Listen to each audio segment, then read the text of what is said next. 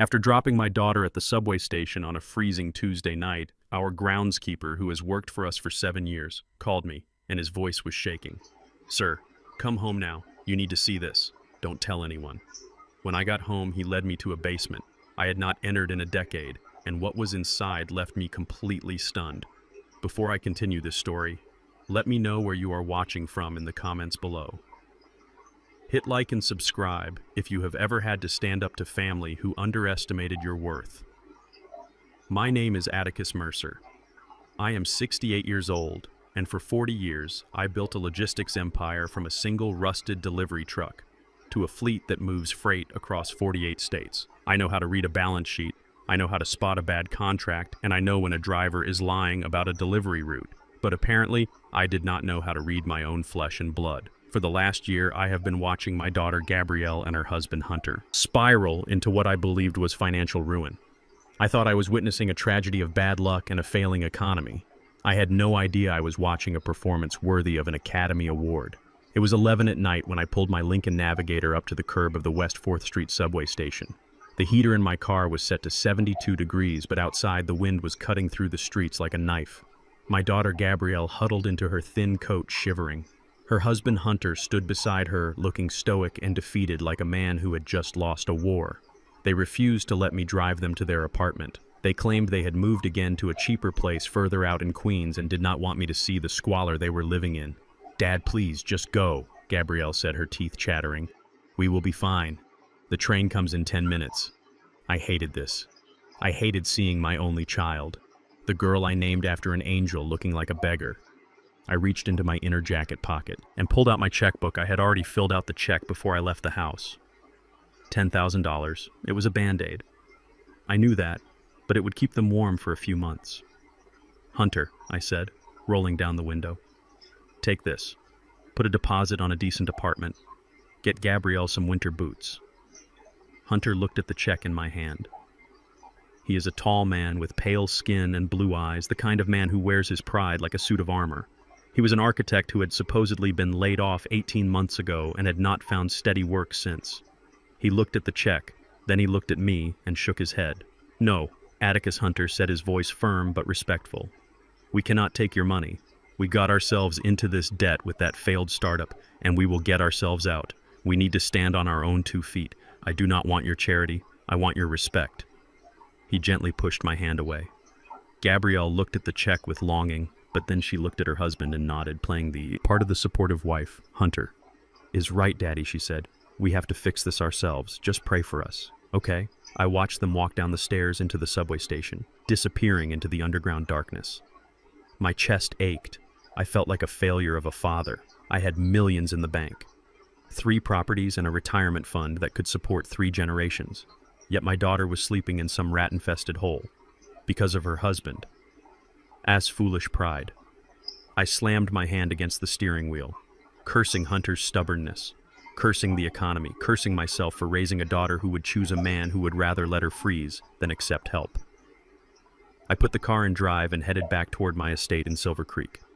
The drive usually takes 30 minutes, but tonight the roads felt longer, darker. The silence in the car was suffocating. I kept seeing Gabrielle's shivering shoulders. I kept hearing Hunter's refusal. It felt noble. It felt honorable. And that is exactly why it was. So dangerous because it made me trust him. It made me think he was a man of integrity who was just down on his luck.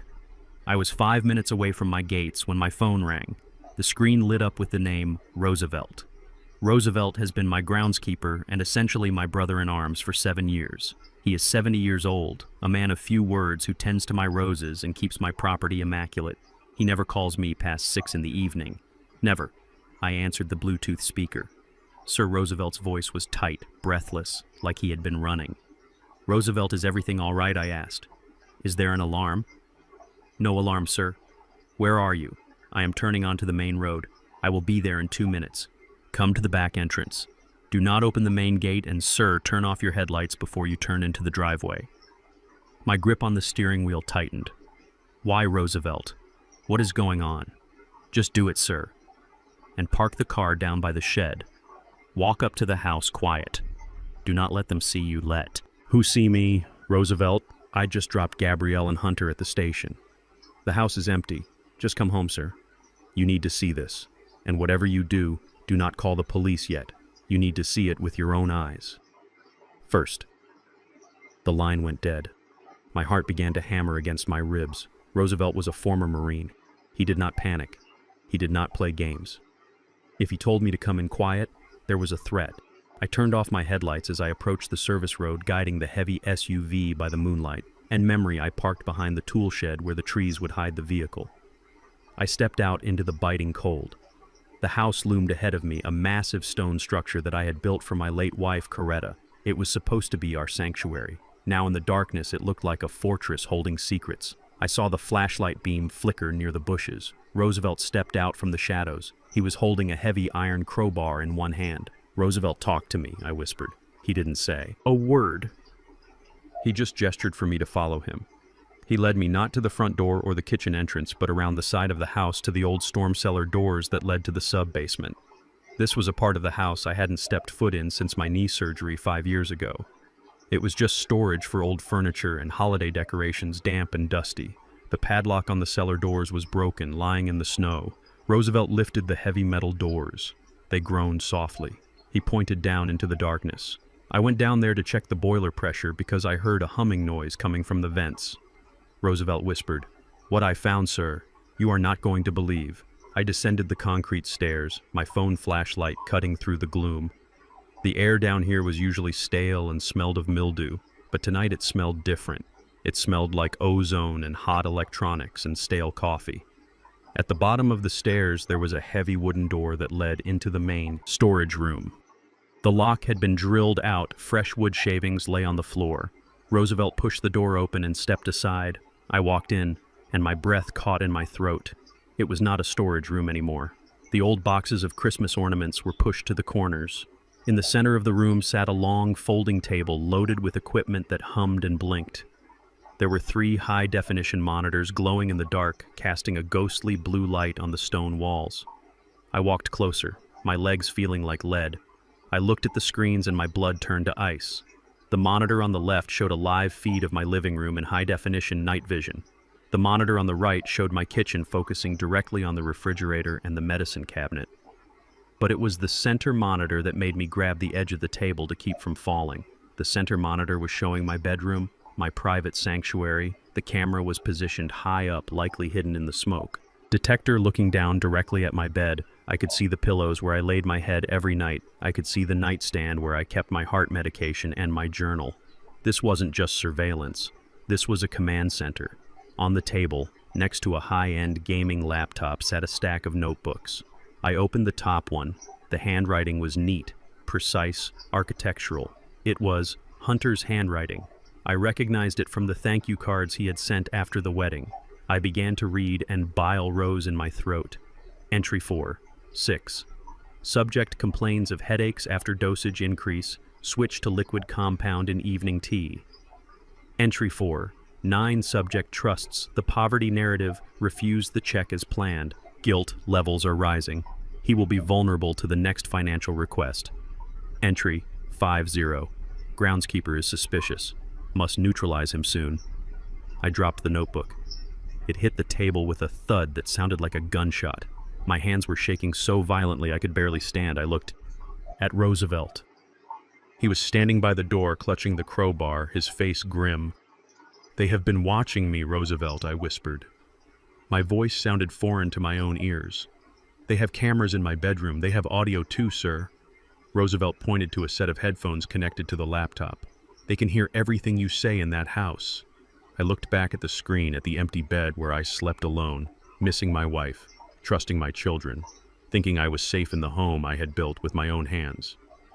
The poor daughter shivering at the subway station, the proud son-in-law refusing my money.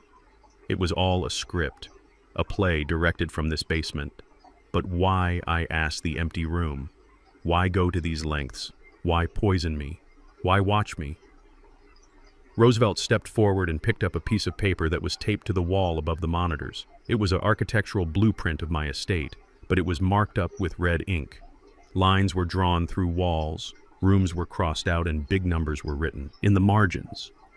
"They aren't just watching you, sir," Roosevelt said, his voice low and dangerous. They are appraising you. They are calculating how long it will take to kill you and how much they can sell this place for. The minute you are cold in the ground. I stared at the blueprint, my estate, my legacy, reduced to red lines and dollar signs. The sadness I had felt at the subway station evaporated.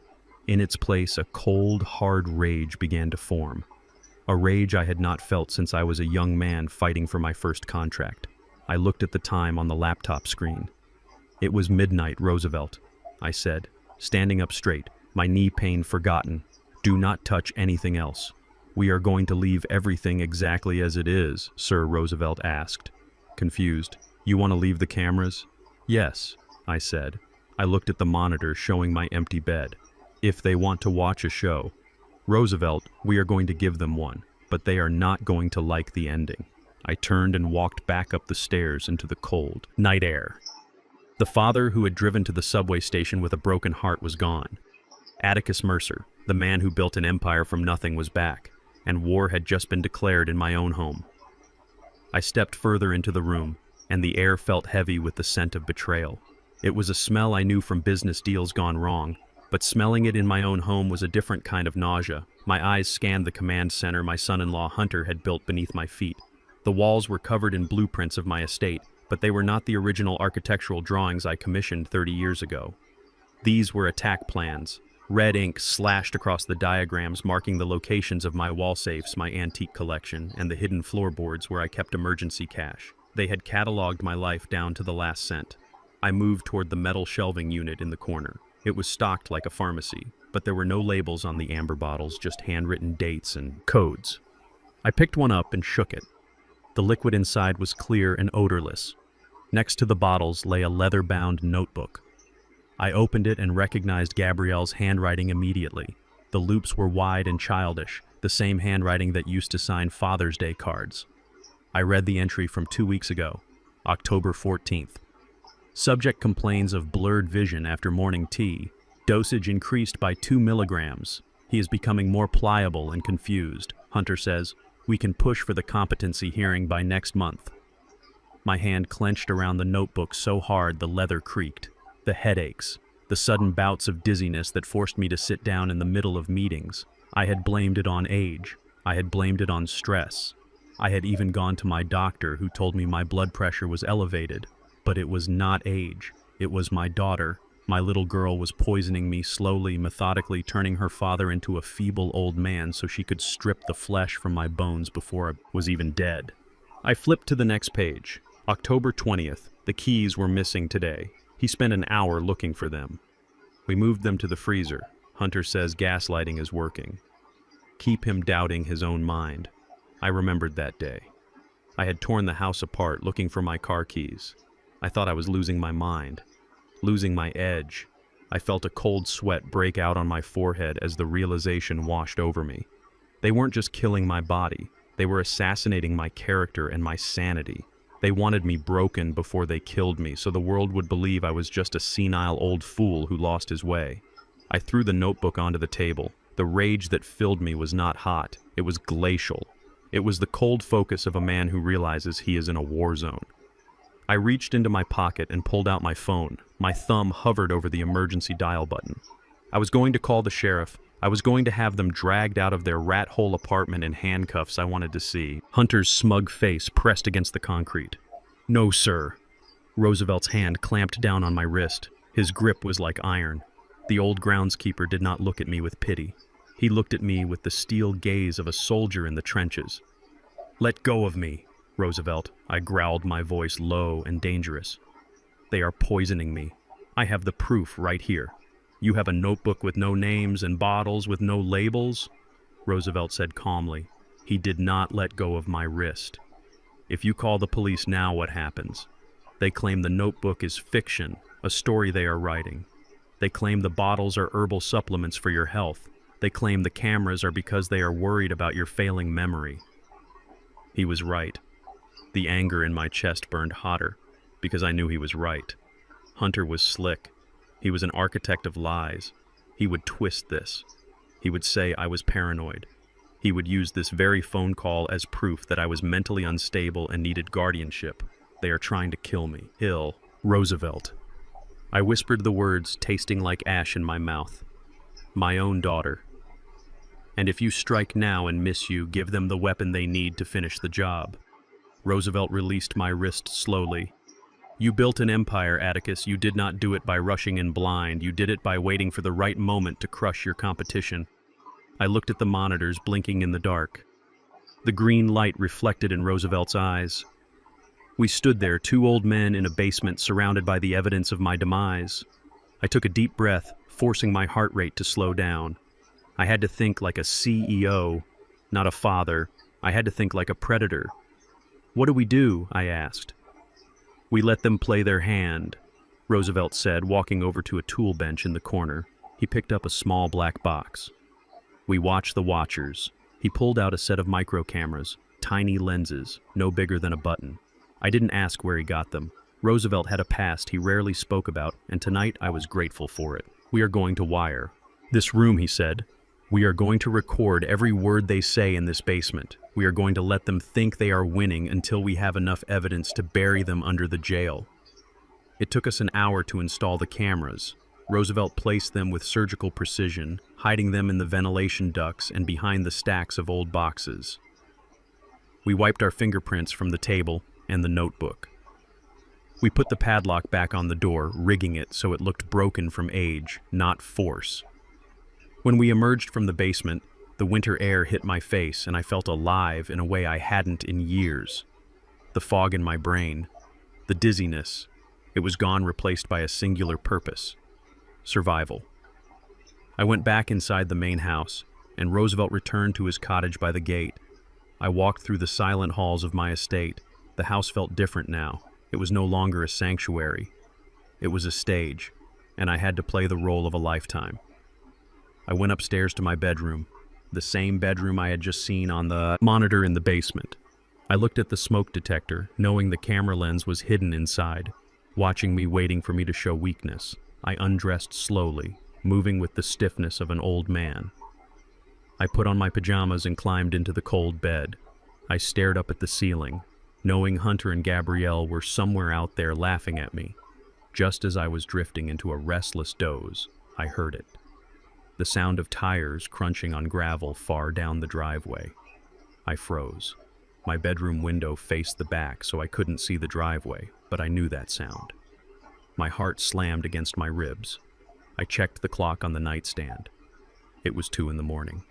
Why were they here? They were supposed to be in Queens, freezing in their apartment. I heard the heavy front door open downstairs. They had keys. Of course, I had given them keys, thinking I was welcoming family. The security system beeped once, then went silent. They knew the code. Heavy footsteps echoed on the marble foyer floor, followed by the lighter click of heels. They were not trying to be quiet. They were moving with the confidence of owners. I lay perfectly still, pulling the duvet up to my chin. I slowed my breathing, counting the seconds. The footsteps moved up the stairs, closer and closer to my room. The door handle turned slowly. The door creaked open. A slice of hallway light cut across the room, illuminating the foot of my bed. I did not move a muscle. I kept my eyes closed, my breathing rhythmic and heavy, feigning the deep sleep of the medicated. "He is out cold," I heard Hunter whisper. His voice was right there inside my room. He must have been standing 3 feet from the bed. "Did you check the dosage?" Gabrielle's voice floated in from the hallway. It was devoid of warmth. It was clinical cold. "Yeah, I doubled it in the tea. I gave him yesterday," Hunter replied. I heard him step closer. I could smell his cologne, that expensive musk I had bought him for Christmas. He was standing over me, looking down at my face. "Look at him, Hunter. Look at him," sneered. "He looks like a corpse already." I had to fight every instinct in my body to keep from opening my eyes and grabbing him by the throat. My hands clenched under the covers, digging my nails into my palms. The disrespect, the hatred in his voice. It was visceral. He didn't just want my money. He hated me. He hated that he needed me. "Let's go check the basement," Gabrielle whispered. "We need to update the log, and I want to see if the new camera angle in the office is working. I need to know where he put the deed to the lake house." "We have time," Hunter said softly. I felt the mattress dip slightly as he leaned over me. "He is not waking up anytime soon." The old fool trusts us completely. He let out a low laugh and then the weight lifted from the mattress. The door clicked shut, plunging the room back into darkness. I opened my eyes in the dark, my chest heaving silently. They were here in my house, plotting my destruction while I lay 5 feet away. They were heading to the basement, to the very room I had just rigged. I lay there in the dark, listening to the faint vibrations of their footsteps moving through the floorboards. The hunt was on, and they had no idea that the prey had just become the hunter. I closed my eyes again, not to sleep, but to visualize their downfall step by step, dollar by dollar. I would not just defeat them, I would dismantle them. And I would start tomorrow morning with a cup of coffee and a smile. I woke up the next morning to the sound of aggressive pounding on my front door. It was barely 7 o'clock and the winter sun was still struggling to break through the gray clouds heavy with snow. I sat up in bed and for a split second, I forgot. I forgot about the basement. I forgot about the cameras and I forgot that my life was in danger. For that 1 second, I was just an old man waking up in his empty house. But then the pounding came again and the reality of my new existence crashed down on me like a physical weight. I put on my robe and walked slowly down the grand staircase. I made sure to hold the banister tightly, dragging my feet slightly. I had to sell the image. They needed to see a man who was fading, a man whose strength was leaving him with every step. When I opened the heavy oak door, the cold wind rushed in, biting at my ankles, but the chill was nothing compared to the performance waiting for me on the porch. Gabrielle was standing there wrapped in a thin blanket, her eyes red and puffy, from what I assumed was a sleepless night of crying. Hunter stood behind her, surrounded by 4 large suitcases. He looked exhausted, his shoulders slumped, his usually perfect hair disheveled. They looked like refugees from a war zone, but I knew better. They were an invading army. Daddy. Gabrielle sobbed, throwing herself into my arms. I stiffened, but forced myself to pat her back. Her coat smelled of cold air and that expensive perfume she claimed she stopped buying years ago. It was a small detail, a crack in their poverty narrative that I would have missed before. Now I saw everything. What happened? I asked, my voice raspy with sleep. Why are you here with all these bags? The landlord kicked us out, Hunter said, stepping into the foyer without waiting for an invitation. He dropped the heavy suitcases on my marble floor with a loud thud. He said he sold the building and we had to be out by this morning. We have nowhere else to go. Atticus. We slept in the car for a few hours, but it was freezing. Lies. It was all lies, I knew for a fact. They had a comfortable apartment in Queens paid for with the money Hunter had been siphoning from my accounts. But I nodded, looking at them with what I hoped was fatherly concern. Of course you can stay here, I said, closing the door against the wind. This is your home. You stay as long as you need. Thank you, Daddy. Gabrielle wiped her eyes and immediately walked toward the living room, kicking off her boots and leaving them right in the middle of the hallway. It was a small gesture, but it spoke volumes. She was not a guest, she was the owner, returning to claim her territory. Hunter didn't say, "Thank you." He just looked around the foyer, his eyes scanning the paintings on the walls, the antique vase on the console table. It was the look of an appraiser, not a son-in-law. He took off his coat and threw it over the banister. "I need coffee," Hunter announced, rubbing his face. He walked past me toward the kitchen, his heavy boots echoing on the floor. I followed him, my hand in my pocket, clutching my phone. The kitchen was my domain. It was where I cooked meals for Coretta. It was where I read the morning paper. It was a space of order and cleanliness. But Hunter walked in like he was conquering a country. He opened the refrigerator, staring critically at the contents. "You have nothing in here, Atticus," he muttered, moving a jar of organic jam to the side. "Just old man food. We need to go shopping if we are going to be staying here." He grabbed a carton of eggs and a package of bacon, slamming them onto the counter. He opened cupboards, looking for pans, moving things around with a noisy arrogance that set my teeth on edge. He wasn't asking where things were. He was rummaging, taking ownership. "Why don't you go sit down?" Atticus, Hunter said over his shoulder, grabbing my favorite cast iron skillet. "I will make us a real breakfast. You look like you need some protein. You are looking frail, frail."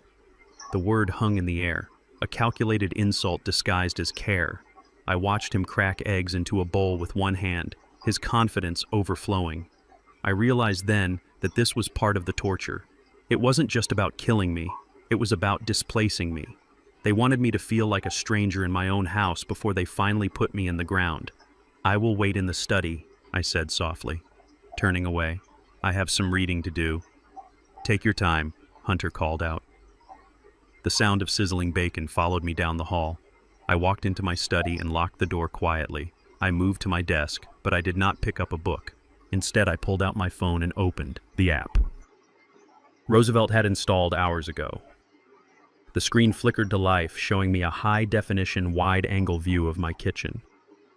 From the top of the cabinets, I watched Hunter on the small screen. He was humming to himself, a cheerful tune that made my stomach turn. He flipped the bacon, moved the eggs around the pan. He looked perfectly normal, a dutiful son-in-law making breakfast for the family. Then he stopped. He looked toward the doorway, checking to make sure I wasn't coming back. He looked toward the living room where Gabrielle was likely lounging on the sofa. Satisfied that he was alone, his demeanor changed. The casual slump of his shoulders vanished. He stood up straight and reached into the pocket of his jeans. My breath caught in my throat. I zoomed in on the screen. Hunter pulled out a small silver ring. It looked like a piece of cheap jewelry, something a man like him wouldn't wear, but he wasn't wearing it. He held it over the ceramic mug on the counter, the mug that had "World's Best" Dad printed on the side, a mug Gabrielle had given me 10 years ago. He twisted the top of the ring, a tiny mechanism opened. A clear liquid dropped from the hidden compartment inside the ring, splashing into the black coffee below. 1 drop, 2 drops, 3. He twisted the ring shut and slipped it back into his pocket. He picked up a spoon and stirred the coffee, the metal clinking softly against the ceramic. Then he smiled. It was a cold, empty smile, a smile directed at the mug that held my death. He picked up the mug and the plate of eggs and walked out of the frame.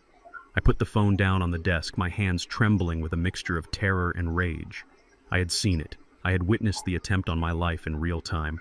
It wasn't a theory anymore. It wasn't paranoia. It was murder. A knock on the study door made me jump. "Breakfast is served. Atticus." Hunter's voice came through the wood, cheerful and bright. I took a deep breath, composing my face. I unlocked the door and opened it. Hunter stood there, holding the tray. The smell of the coffee was rich and inviting, masking the poison hidden within. "I thought we could eat together in the sunroom," he said, pushing past me. I set up a table. "It is a beautiful morning." I followed him to the sunroom. My legs felt heavy as lead.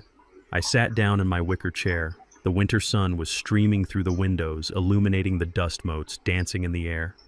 It was a beautiful scene, the perfect setting for a family tragedy. Hunter placed the mug in front of me. The steam rose up, curling into the air. "Drink up," he said, sitting across from me. "You need the caffeine to wake up. You look a little out of it today." I looked at the mug. I looked at his face. He was watching me intently, his blue eyes wide and innocent, waiting for me to take that first sip, waiting for the poison to enter my bloodstream and begin its work. My dog, Roscoe, trotted into the room, his tail wagging. Roscoe is a golden retriever, 12 years old, with a face that has turned white with age. He is my constant companion, the only living thing in this house I trust implicitly. He nuzzled my hand, whining for a piece of bacon down Roscoe. Hunter snapped, kicking lightly at the dog. "Get away, you filthy animal. Don't touch him," I said sharply. The anger slipped out before I could stop it. Hunter looked surprised, but I covered it quickly. "He has arthritis." "Hunter, be gentle." I picked up the mug. My hand was shaking, and I didn't have to pretend. The fear was real. I lifted it to my lips. I could smell the roast. I could almost smell the metallic tang of the poison. I tilted the cup. Oops. I let my hand spasm. The mug slipped from my fingers. It hit the tile floor with a shattering crash. Hot coffee splashed everywhere, soaking my pant leg and pooling on the floor. "Oh no," I stammered, pushing my chair back. "I am so sorry." My hands, they just gave out. Hunter stared at the mess on the floor. His jaw tightened. A flash of pure fury crossed his face, gone as quickly as it appeared. "That is okay, Atticus," he said, his voice tight. "Accidents happen. I will get a towel." But before he could move, Roscoe lunged forward. The dog, thinking he had scored a treat, began to lap up the coffee pooling on the tiles. "Roscoe, no!" I shouted. I reached down to grab his collar, pulling him back, but it was too late. He had already licked up a significant amount. The reaction was terrifyingly fast. Roscoe stumbled back, his legs giving out beneath him. He let out a low, guttural whine that turned into a retching cough. His body began to convulse violently, foam forming around his mouth. He collapsed onto his side, his paws scrabbling against the tile, his eyes rolling back in his head.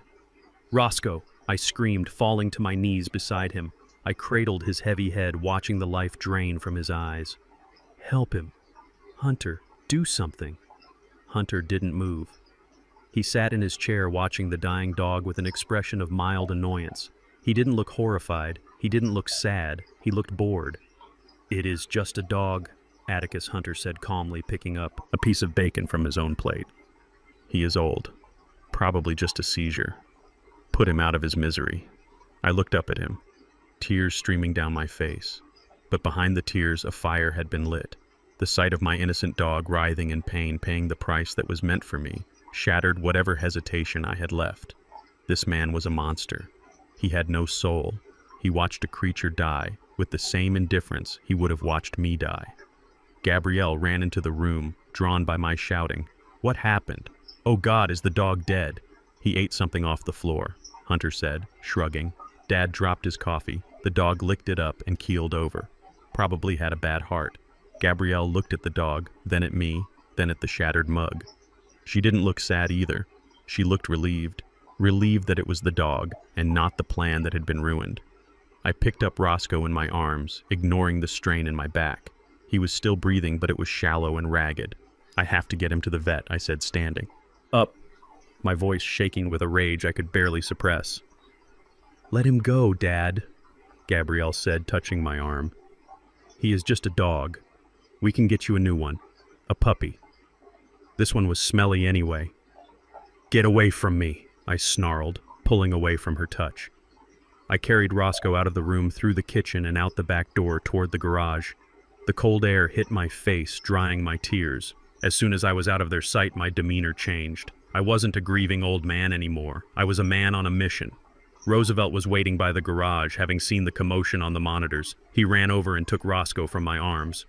"He is still alive, sir," Roosevelt said, checking the dog's gums. "But his pulse is thready. It is a neurotoxin. Take him to the vet in town, the one who owes us a favor. Tell him to save him, no matter the cost." "And Roosevelt," I reached into my pocket. I pulled out a wad of paper towels I had grabbed from the counter while Hunter was distracted. The towels were soaked with the spilled coffee and the foam from Roscoe's mouth. "Take this," I said, pressing the sodden bundle into his hand. "Get it tested. I want to know exactly what they used. I want the chemical breakdown. I want the brand name. I want enough evidence to put them away for life." Roosevelt nodded, his face grim. He placed Roscoe gently in the back of his truck and sped off down the driveway. I stood there in the driveway, my hands stained with coffee and my dog's saliva. I looked back at the house, my beautiful stone house that now held two predators. The grief over Roscoe was a heavy stone in my chest, but beneath it was something harder, sharper. I wasn't sad anymore. I wasn't confused. The image of Hunter eating bacon while my dog convulsed was burned into my retinas. It was the fuel I needed. I wiped my hands on my pants and turned back toward the house. I would go back inside. I would clean up the mess. I would apologize for being clumsy. But I was done crying. From this moment on, there would be no mercy. They had tried to kill me, and they had hurt the only innocent soul in that house. War had been declared, and I was going to make sure they lost everything, starting with their freedom and ending with their souls. The performance began at 7 in the evening, just as the winter sun had fully set behind the trees, leaving the estate in a blanket of heavy blue darkness. I was sitting in the living room, pretending to read a book on supply chain logistics. But my eyes were fixed on the reflection in the window, watching the hallway behind me. Hunter was pacing back and forth, his footsteps heavy and erratic, while Gabrielle sat curled in the armchair, sobbing into a tissue. It was a scene straight out of a bad soap opera, but the stakes were terrifyingly real. Hunter stopped pacing and ran his hands through his hair, gripping the roots as if he were about to tear them out. He let out a groaned curse that was loud enough to ensure I heard it. I closed my book and turned around, adjusting my reading glasses the way a confused old man would. "Is everything all right?" I asked, my voice trembling just enough to sell the concern. Hunter looked at me, wild-eyed. He walked over and fell to his knees in front of my chair, grasping the armrests. His hands were clammy. "Atticus, we are in trouble," he whispered, his voice cracking. "I did not want to tell you. I tried to handle it myself, but they are going to hurt her. They said they are going to hurt Gabrielle." Gabrielle let out a fresh wail from the armchair, burying her face in her hands. "Daddy, please help us. I am so scared." My heart hammered against my ribs, not from fear, but from a cold, simmering rage. I looked at my daughter, the girl I had carried on my shoulders, the girl I had protected from the world, and I saw a stranger. She was participating in this charade, playing the damsel in distress to help her husband, rob her own father, who was going to hurt her. "Hunter," I asked, leaning forward, "tell me what is going on." "It is my business partner," Hunter lied, the words spilling out in a rush of rehearsed panic. "When the startup failed, we borrowed money from some bad people, private lenders, not banks. Atticus, these are sharks, the kind who break legs, the kind who make people disappear. We thought we could pay them back with the next round of funding, but the deal fell through." He took a breath, his eyes searching mine for any sign of skepticism, seeing only the fear he wanted to see. "They called me today," Hunter continued. "They said the interest has compounded. They want $50,000 by tomorrow noon, or they are going to come for Gabrielle. They know where we are. Atticus, they know we are here." He buried his face in his hands, his shoulders shaking with fake sobs. Gabrielle looked up, her mascara running down her cheeks. "Daddy, please, I do not want to die." I looked at them both, and I felt a wave of nausea so strong I almost gagged. It was masterful. The fear, the urgency, the threat of violence. It was designed to bypass my logic and go straight to my paternal instinct. They knew I'd do anything to protect my child, even burn down my own empire. $50,000, I repeated slowly. "That is a lot of money, Hunter." "I know," Hunter said, looking up, his eyes wet with crocodile tears. "I know it is a fortune, but I will pay you back. I swear it. I just need to keep her safe. Please, Atticus, I am begging you." I stood up, leaning heavily on my cane, letting my knees shake. I walked over to the window, looking out at the dark driveway, pretend weighing the options. In reality, I was calculating how much prison time they would get for extortion. "I cannot let anything happen to my little girl," I said, turning back to them, my voice firm but resigned. "I will get you the money." Hunter let out a breath that sounded like a deflating tire. "Oh, thank God. Thank you, Atticus. You are saving our lives." "I will go to the bank first thing in the morning," I said. "I will withdraw the cash." "No," Hunter interjected too quickly. "You cannot go alone. It is dangerous. Let me go with you. Or better yet, just transfer it." I shook my head, playing the stubborn senior citizen. "No transfers take too long. If they want cash by noon, I need to hand you cash. I will handle it. Hunter, you just stay here and keep the doors locked." I walked past them toward the stairs, feeling their eyes on my back. They were likely high-fiving, mentally celebrating their victory. They thought they had hooked the big fish, but they did not know the fish had teeth. The next morning, I left the house at 8 sharp. I told them I was going to my main branch downtown to make a special withdrawal. Hunter offered to drive me, but I refused, saying I needed to clear my head. He looked nervous, but he let me go, knowing that pushing too hard might break the spell. I did not go to the bank. Not yet. I drove straight to the Glass and Steel Tower in the financial district, where the law firm of Strickland and Associates occupied the top 3 floors. Mrs. Strickland has been my lawyer for 30 years. She is a woman who makes pit bulls look like poodles. She does not smile, she does not sugarcoat, and she has a forensic accounting team that could find a missing penny in a national budget. I walked into her office and sat down. The view of the city was breathtaking, but neither of us looked out the window. On her mahogany desk lay a thick file. "Tell me," I said. Mrs. Strickland opened the file, her face impassive. "Atticus, your son-in-law, is not in debt to loan sharks. He does not owe a dime to the mob or any private lenders. In fact, his credit score is surprisingly decent for a man who has not worked a real job in 2 years." "Then where is the money going?" I asked. I knew he needed $50,000 for something. The desperation in his eyes last night had been real. Even if the story was fake, Mrs. Strickland slid a spreadsheet across the desk. We tracked the small withdrawals he has been making from your household accounts and the credit cards he opened in your name. It took some digging because he is using shell companies and crypto wallets to move the funds, but my team found the end point. She pointed to a highlighted column on the paper. Every single dollar is being funneled to an account in Ohio. The account is registered to a woman named Sarah Miller. Sarah Miller? I repeated the name, feeling foreign on my tongue. Who is she? Mrs. Strickland pulled out a photograph. It was a surveillance shot taken from a distance. It showed a modest suburban house with a white picket fence. In the driveway stood a woman with blonde hair holding the hand of a little boy who looked to be about 4 years old. We do not know the full nature of the relationship yet, Mrs. Strickland said, but Hunter pays her mortgage. He pays for the boy preschool. He pays for her car lease. He is not paying off a debt, Atticus. He is supporting a second household. I stared at the photo. The little boy had Hunter's nose. The realization hit me like a physical blow. Hunter wasn't just a thief, he was living a double life. He was playing my daughter for a fool just as he was playing me. And Gabrielle, my poor, foolish, treacherous daughter was ruining her life and mine for a man who likely had another family waiting in Ohio. He needs the $50,000 for them, I whispered. It is not for sharks. It is a lump sum. Maybe he is planning to run. Maybe he is buying them a new house. Or maybe, Mrs. Strickland said, her voice cold, he is trying to pay off a blackmail demand from her. We do not know, but we know one thing. He is going to take that cash and he is going to move it.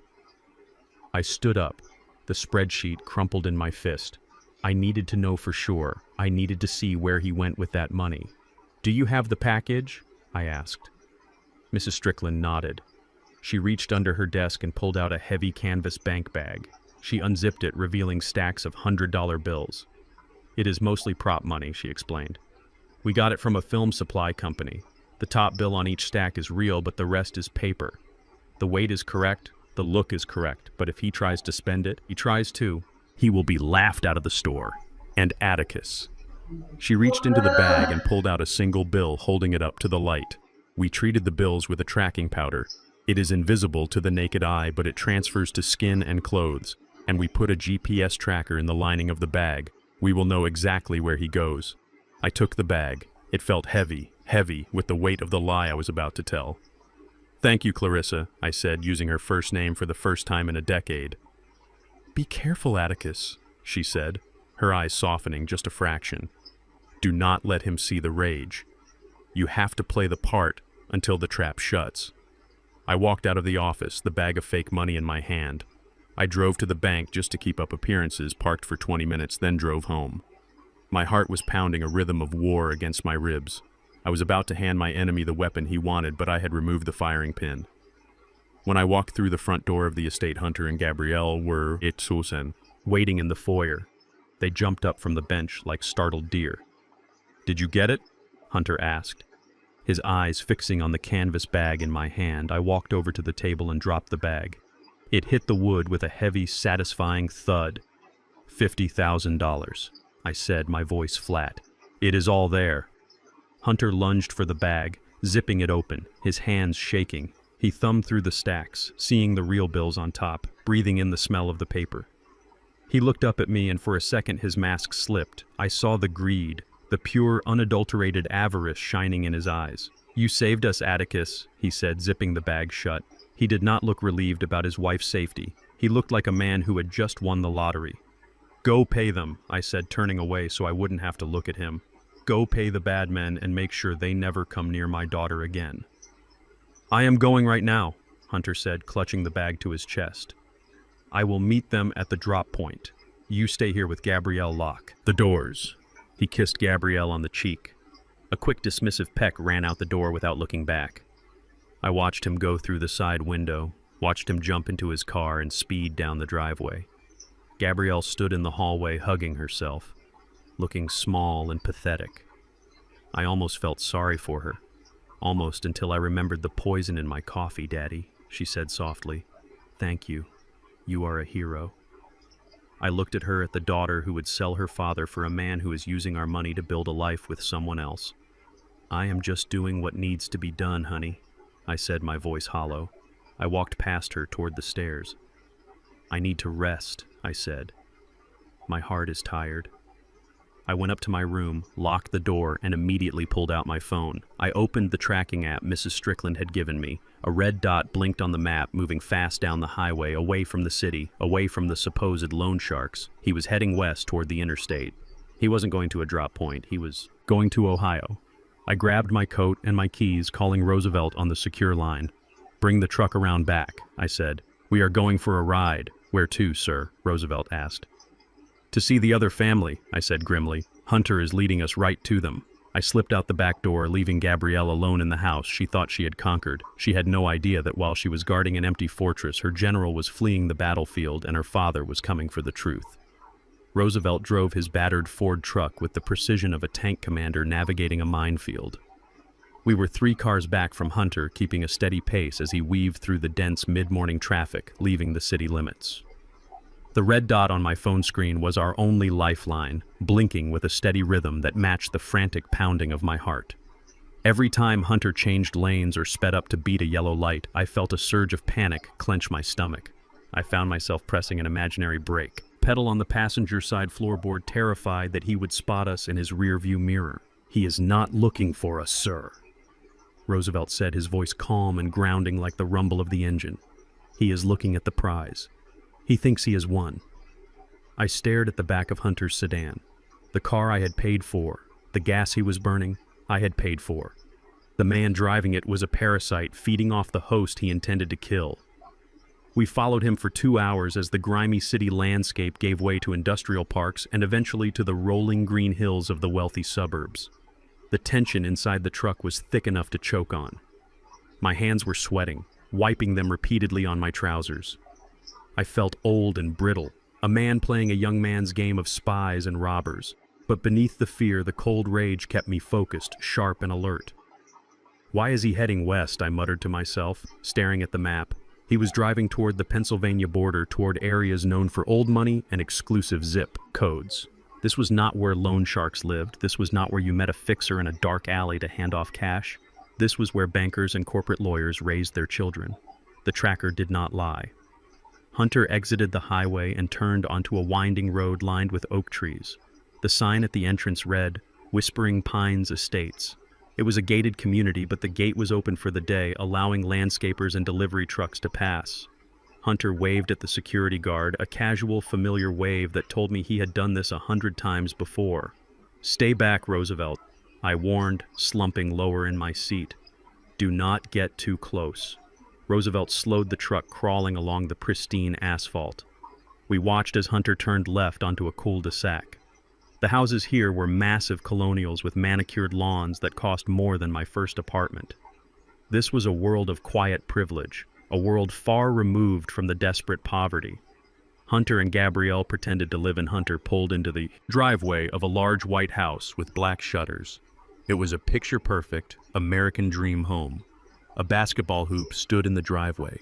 A tricycle lay on the grass. It was idyllic. It was nauseating. Roosevelt killed the engine 3 houses down, parking behind a landscaping trailer. We sat in silence, the only sound the ticking of the cooling engine. I watched through the windshield, feeling like an intruder in a life I had unknowingly financed. Hunter got out of the car. He did not look like a man under duress. He did not look like a man terrified for his wife, safety. He looked relieved. He looked like a man coming home from a long business trip. He stretched his arms over his head and took a deep breath of the suburban air. Then he walked toward the front door, not with a key, but with the confidence of ownership. The front door opened before he could reach it. A woman stepped out onto the porch. She was blonde, tall and striking in a way that screamed old money and country clubs. She wore a cashmere sweater and jeans that fit perfectly. She was white. 2 children ran past her legs, a boy who looked about 5 and a girl who was barely 3. They had blonde hair and bright blue eyes. They ran to Hunter, screaming "Daddy" with pure, unadulterated joy. My breath left my body in a painful rush. I felt as if I had been punched in the gut. Hunter dropped to his knees and opened his arms. The boy ran into them, hitting his chest with a thud. Hunter hugged him tight, lifting him up and spinning him around. The little girl grabbed his leg, laughing. Then the woman approached. She smiled, a warm, genuine smile that reached her eyes. She leaned down and kissed Hunter. It was not a peck on the cheek. It was a kiss of deep familiarity and possession. A wife welcoming her husband. I sat there frozen, unable to process the magnitude of what I was seeing. This was not a drop-off. This was his life. His real life. The life he protected. The life he valued. And then I saw it. The moment that broke me. Completely. Hunter reached into the back seat of his car and pulled out the heavy canvas bank bag, the $50,000 I had just given him, the money I had handed over to save my daughter from imaginary thugs. He handed the bag to the woman. She took it with a laugh, bouncing it in her hand like it was a bag of groceries. She didn't look inside. She didn't need to. She knew what it was. She kissed him again, and they walked arm in arm toward the house, the children skipping ahead of them. The racial dynamic of the scene hit me with the force of a physical blow. This man had married my black daughter, entered my home, eaten at my table, and called me father, all while building a white fortress funded by our labor. He did not just want my money. He viewed us as livestock. We were a resource to be harvested to feed his real kin. The disrespect was absolute. It was a hate crime, disguised as a marriage. He was using the wealth I had built, with 40 years of sweat and struggle, to maintain a pristine, white life in the suburbs, while he planned to bury me and my daughter in the dirt. I felt a tear run down my cheek, hot and angry. I wiped it away furiously. I would not cry for this man. I would not cry for the betrayal. We need evidence. Sir. Roosevelt's voice cut through the fog of my shock. He handed me the camera with the long-range lens. Taking the pictures himself would have been risky. But I was hidden in the shadows of the cab. I raised the camera, my hands shaking with a tremor I could not control. I forced myself to breathe to steady the lens. I focused on the happy family on the porch. Click Hunter, kissing the woman. Click. The woman holding the bag of money with the bank logo clearly visible. Click. The children hugging his legs. Click the license plate of the SUV in the driveway registered to a Sarah Miller. I took photo after photo documenting the joy I had paid for documenting the theft of my life's work. I zoomed in on Hunter's face. He looked so happy, so relaxed. He never looked that way with Gabrielle. With my daughter, he was always tense, always performing, always playing the victim. Here he was, the provider, the hero. I lowered the camera, reviewing the images on the small digital screen. The evidence was irrefutable. We had him. But then a new thought struck me, a cold realization that settled in the pit of my stomach. What about Gabrielle? Was she a part of this? I looked at the woman on the porch, Sarah. She looked at Hunter with adoration. She clearly knew about the money, but did she know where it came from? Did she know he had another wife, a black wife in the city? Or did she think he was some high-powered consultant traveling for work? And Gabrielle. My poor, foolish Gabrielle. Was she in on the scam? Was she helping him rob me so they could run away together? Or was she the biggest victim of all? I thought back to the poison. In the kitchen, Hunter had dosed my coffee, but Gabrielle had been there too. She had watched him. She had participated in the gaslighting. She had helped him plan the nursing home strategy. But looking at this other family, this perfect white picket fence life, I realized the truth. Gabrielle was not a partner. She was a tool. She was a conduit. Hunter was using her to get to me, to get to the inheritance. Once I was dead and the money was transferred, he would not stay with Gabrielle. He would discard her just as easily as he planned to discard me. He was playing both of us. He was using my daughter's desperation for love, her insecurities, her weakness to destroy her own family. She was an accomplice, yes, but she was a stupid, blind accomplice. She was digging her own grave alongside mine, thinking she was building a foundation for her marriage. The pity I felt for her was overwhelmed by a wave of nausea. She had chosen him. She had chosen to betray her father for a man who viewed her as nothing more than an ATM. She had served me up on a platter to a man who likely laughed at her behind her back with this woman. Sarah. I looked at Roosevelt. His face was a mask of stone, but his eyes burned with the same fury I felt. We have enough, sir, Roosevelt said quietly. We should go before they see us. I nodded, unable to speak. I put the camera down. The image of Hunter laughing with that bag of money was burned into my retinas. It would fuel me. It would keep me warm in the cold nights ahead. Let's go, Roosevelt, I said, my voice raspy. Turn the truck around. We drove out of Whispering Pines, leaving the happy family to count their loot. They thought they were safe. They thought the old man was back in his mansion, crying over his debts and comforting his scared daughter. They had no idea that the ATM had just developed a memory and a thirst for vengeance. As we hit the highway, I pulled out my phone. I looked at the tracking app. The dot was stationary at the house in the suburbs. I turned off the screen. The drive back was silent, but my mind was loud. I was formulating the next steps: the lawyer, the police, the confrontation. But first, I had to go back to that house. I had to walk through the front door and look my daughter in the eye, knowing she was either a monster or a fool, and I had to act like I knew nothing. I had to be the old man for just a little while longer. But inside, the old man was dead. In his place was a force of nature, and the storm was just beginning to break. I pulled my truck into the garage next to my empty spot where the luxury SUV usually sat and turned off the engine. The silence of the garage felt heavy, oppressive like the air before a thunderstorm. Roosevelt had stayed behind in his cottage to monitor the feeds, but I needed to face them alone. I needed them to see my face and think they were looking at a victim, not an executioner. I walked into the house through the kitchen entrance. The house was quiet, too quiet. I expected to hear the television or Hunter moving around in the kitchen celebrating his $50,000 victory. But there was nothing, just a stillness that made the hair on the back of my neck stand up. I walked toward the stairs, my hand gripping the banister tight. The wood felt cold under my palm. I climbed slowly, making sure my footsteps were heavy, audible, announcing my presence. I wanted them to know the old man was home. When I reached the top of the landing, I saw it. The door to my bedroom was wide open, light spilling out into the hallway. My heart gave a painful thud. I walked faster, forgetting my limp for a second before catching myself. I reached the doorway and stopped dead. My sanctuary had been violated. The room was a wreck. Drawers had been pulled out and dumped onto the floor. My clothes were scattered everywhere, suits torn from their hangers, shirts unbuttoned and trampled. The mattress was half slid off the box spring sheets, tangled like a nest of snakes. The lamp on my nightstand was shattered, ceramic shards glinting in the carpet, but it was the wall above my dresser that made my knees buckle. There had been a large framed photograph there, a portrait of Coretta and me taken on our 25th anniversary.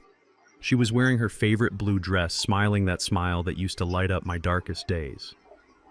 Now the frame was smashed on the floor. The glass was pulverized into dust. And the photo had been ripped to shreds. Her face was gone, torn right down the middle. The pieces were scattered across the dresser like confetti. A sound came from the corner of the room, a high-pitched whimper. I turned to see Gabrielle sitting on the floor in the corner, her knees pulled up to her chest, rocking back and forth. She looked up at me, her eyes wide with terror. "Daddy," she whispered, her voice trembling. "Why did you do it? Why did you get so angry?" I stared at her, unable to speak. "Do it," I asked, my voice barely a croak. Gabrielle stood up slowly, keeping her back against the wall as if she were afraid I might strike her. "You do not remember, do you? You came in here screaming. You said the house was listening to you. You said Mom was watching you from the picture and judging you. You started tearing everything apart. Hunter tried to stop you, but you pushed him. You were so strong, Daddy. You were scary." I looked at her, at my own flesh and blood, spinning a lie so vile it made my stomach churn. She was using my dead wife against me. She was desecrating Coretta's memory to gaslight me into an asylum. Hunter stepped out of the bathroom. He was holding a wet towel, pressing it to a red mark on his forearm. He looked at me with a mixture of pity and fear, a performance that deserved an award. "Atticus," he said, his voice gentle, patronizing, "we are worried about you. This episode, it was violent. You do not remember any of it, do you? The screaming, the throwing things." I looked at the chaos around me. My mind was clear, sharp as a diamond cutting glass. I knew exactly what was happening. They were setting the stage. They had destroyed my room while I was out following Hunter to his other family. They needed a crisis, a psychotic break to justify the next step. "I did not do this," I said, my voice low calm. Hunter sighed, shaking his head sadly. "That is what happens with dementia. Atticus, the gaps in memory, the aggression. You think you are fine, but you are not. Look at this room. Look at what you did to Coretta's picture." He pointed at the torn photo. The sight of his white finger pointing at my wife's ruined face ignited a fury in me that was almost blinding. I wanted to break his finger. I wanted to break him. But I stood still. "I was not here," I said. "I was out running errands. You came back an hour ago." Gabrielle sobbed. "You came in the back door screaming about the government and spies. Then you blacked out. We put you in the guest room to calm down, and you must have wandered off again. Daddy, we cannot do this anymore. We cannot keep you safe here." It was a trap. A perfect, airtight trap. If I got angry and shouted, I proved them right. If I denied it calmly, they would say I was in denial. They had created a reality where my defense was proof of my illness. Hunter reached into his pocket. "I have proof, Atticus. I recorded it. I recorded the episode because the doctor said we needed to document your decline. I did not want to show you this, but you leave me no choice." He pulled out his phone and tapped the screen. A sound filled the room coming from the tiny speaker. It was my voice, or at least it sounded like my voice. It was screaming guttural and unhinged. "Get out of my head. Stop looking at me, Coretta. I hate you. I hate this house. Burn it all down." The voice cracked and broke, dissolving into a string of incoherent curses and the sound of breaking glass. I listened to the recording, my blood running cold. The tone, the cadence. It was me. But I had never said those words. I had never hated Coretta. It was AI deepfake audio generated from the hours of conversations they had recorded in this house. They had taken my voice and twisted it into a weapon. "See," Gabrielle whispered, tears streaming down her face. "That is you, Daddy. That is what you sound like when the darkness takes over." Hunter stepped closer, his presence looming. "You are a danger to yourself, Atticus, and you are a danger to Gabrielle. I cannot let you stay here in this condition. I have already called Dr. Sterling's replacement, Dr. Vance. He agrees that this constitutes an emergency. You need immediate stabilization. Dr. Vance." I knew the name. He was a psychiatrist, known for writing prescriptions for the wealthy and looking the other way. He was the one they had bought. "You are committing me," I asked, looking Hunter in the eye. "We are getting you help." Hunter corrected, his voice hard. "We are taking you to Pinecrest tonight. The papers are already being drafted. This recording is all the proof the judge will need for an emergency temporary guardianship. Pinecrest. It was a warehouse for the unwanted elderly, a place where people were medicated into oblivion and forgotten. They wanted to lock me away, drug me, until I drooled, and then pick my bones clean while I sat in a wheelchair staring at a wall. The threat was imminent. If that recording played for a judge or a police officer, I was finished. They had the destroyed room, the witness testimony, and the audio evidence. It was a checkmate, or so they thought. I looked at Hunter. I looked at the smug satisfaction hidden deep in his blue eyes underneath the fake concern. He thought I was an old man, confused and cornered. He thought technology was his ally, his sword. I reached into my own pocket slowly, deliberately. My hand closed around the small digital voice recorder I had started carrying since the basement discovery. It was old-school technology, simple, reliable, and impossible to fake. Hunter watched me, his brow furrowing. "What is that? Atticus?" I held up the small black device. "You have your recording." "Hunter," I said, my voice steady, devoid of the tremor I had been faking. "I have mine." I pressed the play button. The sound that came out was crystal clear. It wasn't AI. It wasn't generated. It was raw reality. It was the sound of fabric ripping, then the sound of glass shattering. Then Hunter's voice sneered from my hand. Arrogant and cruel. "Rip the eyes out," Hunter's voice said on the tape. "Make it look like he hated her. That will sell the crazy narrative better." Then Gabrielle's voice shaky but compliant. "I do not want to tear Mom's picture. Hunter, it feels wrong." "Do it," Hunter snapped. "We need him in Pinecrest by tonight. I need access to the main vault, and I cannot get it while he is wandering around here. Make the room look like a war zone. Flip the mattress. Throw his clothes everywhere." The recording continued, capturing the sounds of them trashing my room, the sounds of their calculated destruction. It captured Hunter laughing as he broke the lamp. It captured them, rehearsing their lines. "Okay, you sit in the corner and cry," Hunter had said on the tape. "Act scared, terrified. When he walks in, we hit him with the fake audio. He will be so confused, he will believe he did it." I clicked the stop button. The silence in the room was absolute deeper and heavier than before. Gabrielle's face had drained of all color. She looked like a ghost. She stared at the device in my hand as if it were a gun. Hunter took a step back, his mouth opening and closing like a fish on dry land. Where did you get that? I was not wandering around, confused, Hunter, I said, stepping forward, the limp in my leg miraculously gone. I was listening. I have microphones in this room. I have microphones in the kitchen. I have microphones in the basement. I took another step toward him, watching him shrink. You think you are the only one who can play games? I asked, my voice rising, thundering with the authority of the man who built an empire. You think because I am old, I am stupid. You think because I loved you, I was blind. Hunter looked at the destroyed room, then at the phone in his hand, then at me. The power dynamic had shifted so violently the air felt charged. The predator had just realized he was in the cage with the lion. That is illegal, Hunter stammered, trying to regain his footing. You cannot record us without consent. In this state, inside my own home, where I suspect elder abuse and criminal conspiracy, I can record whatever I want. I said. I stepped over the shattered remains of my wife's picture, protecting it from his boots. You wanted to prove I was insane, I said, gesturing to the room with the recorder.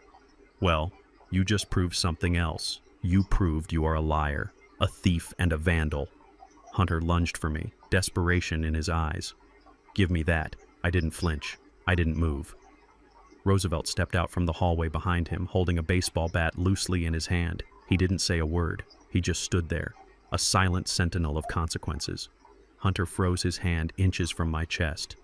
Touch me, I whispered, and Roosevelt will break your arm. Hunter pulled his hand back, breathing hard. He looked at Gabrielle, then at the door. Get out, I said softly. Get out of my room. Get out of my sight before I lose the little restraint I have left, and call the police right now. But we live here, Gabrielle cried, her voice hysterical. Not for long, I said. Not for long at all. Hunter grabbed Gabrielle's arm, his grip bruising. Come on, he hissed. We need to regroup. They fled the room like rats, scurrying from the light. I stood there alone amidst the wreckage of my sanctuary. I looked down at the torn photo of Coretta. I knelt down carefully, picking up the pieces. My heart was broken, but my resolve was iron. I put the recorder in my pocket next to my heart. It was over. The psychological war was over. I had won the battle, but the war for my life and my legacy was just entering its most dangerous phase. They were desperate now, and desperate people did desperate things. I had to be ready for the violence that was sure to follow. The morning sun did not bring warmth. It only brought clarity to the cold reality of my situation.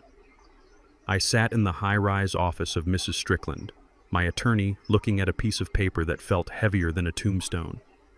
The leather chair creaked as I leaned forward, my eyes refusing to believe what was printed in black and white. Mrs. Strickland slid a glass of water toward me, but I ignored it. My mouth was dry, but water would not wash away the taste of bile. It was a real estate listing, a private pocket listing, the kind that never hits the public market, the kind that circulates in the dark corners of the investment world where vultures circle dying prey. The photo at the top of the page was my house, my estate, the home I had built brick by brick for my wife Coretta, the home where I had raised Gabrielle. It was listed for $2 million. The property alone was worth $6 million. The house and contents were worth $10 million. They were selling my legacy for pennies on the dollar just to get liquid cash fast. This was posted 3 hours ago on an encrypted investor forum. Mrs. Strickland said, her voice sharp and professional. It is a fire sale, Atticus. They are asking for an all-cash, quick close, no inspections, no walkthroughs, just a wire transfer and a deed. Looked at the bottom of the document, and that is where my heart truly broke. There was a signature. It was my name, Atticus Mercer. But it was not my signature. It was a forgery, but it was a specific kind of forgery. The loops on the capital, the slant of the M. It was an imitation of how I signed my name 10 years ago before my arthritis set in. It was an imitation of the signature I used on Gabrielle's birth certificate. Hunter did not just forge my name, he mocked my history. I could feel the heat rising in my neck, a physical manifestation of the rage boiling in my blood. They were not just trying to kill me, they were trying to erase me. They wanted to turn my life's work into a stack of bills. They could blow on cars and vacations and that secret family in Ohio. Mrs. Strickland pointed to a clause in the listing. Look at the occupancy status. Seller guarantees vacancy within 14 days due to medical relocation. Medical relocation. It was a polite way of saying they were going to throw me into an asylum or a grave within 2 weeks. They had put a deadline on my life. They had promised a buyer that I would be gone, deleted, removed like an old piece of furniture. My hand clenched into a fist, slamming onto the mahogany desk. I built this. I growled, my voice vibrating in the quiet office. I laid the foundation with my own hands. I planted those oak trees. I carried my wife over that threshold. How dare they sell my memories like cheap scrap metal? They dare because they are desperate, Mrs. Strickland said, leaning back. Her eyes were cold, calculating. They need money. Atticus, they need it now. The loan sharks in his head are real enough to him, and his other family is expensive. This listing is reckless. It is sloppy. It is a federal crime. And that is how we catch him, I said. The anger cooled, hardening into a weapon. I looked at the phone on her desk. Does the listing have a contact number? Mrs. Strickland nodded. It is a burner phone. We traced it. It is active and it is located in your guest house. Reached for the phone on the desk. My hand was steady now. The tremor was gone. I was not the father anymore. I was not the victim. I was the businessman who had crushed competitors for 40 years. I was the shark. I'm going to buy it, I said. Mrs. Strickland raised an eyebrow. You are going to buy your own house. I'm going to make an offer. He cannot refuse. I said, I'm going to be the mystery buyer. I'm going to make him admit to the fraud on a recorded line, and then I am going to close the trap. Mrs. Strickland smiled, a thin, dangerous smile. She tapped her keyboard, setting up the call recording. She handed me a voice modulator, a small black box that would deepen my tone and add a digital rasp. It was unnecessary, theater perhaps, but I could not risk him recognizing the voice of the man he ate breakfast with. I held the receiver to my ear. The line rang once, twice. Then a voice answered, breathless and eager. Hello, this is the seller. It was Hunter. He sounded manic. He sounded like a man on the edge of a cliff, hoping for a parachute. I waited a beat, letting the silence stretch, letting him sweat. I am calling about the property in Silver Creek, I said. My voice dropping an octave, distorted by the modulator. I represent a private investment group. We are interested in a cash acquisition. Hunter let out a sound that was half laugh, half sob. Oh, that is fantastic, sir. The property is prime real estate. It is a historic build, custom stonework. It is undervalued, frankly. I know what it is. I cut him off, playing the role of the arrogant investor. I do not care about the stonework. I care about the timeline. The listing says, immediate vacancy. Can you guarantee that? There was a pause on the line, a hesitation that told me everything I needed to know. He was calculating how fast he could kill me?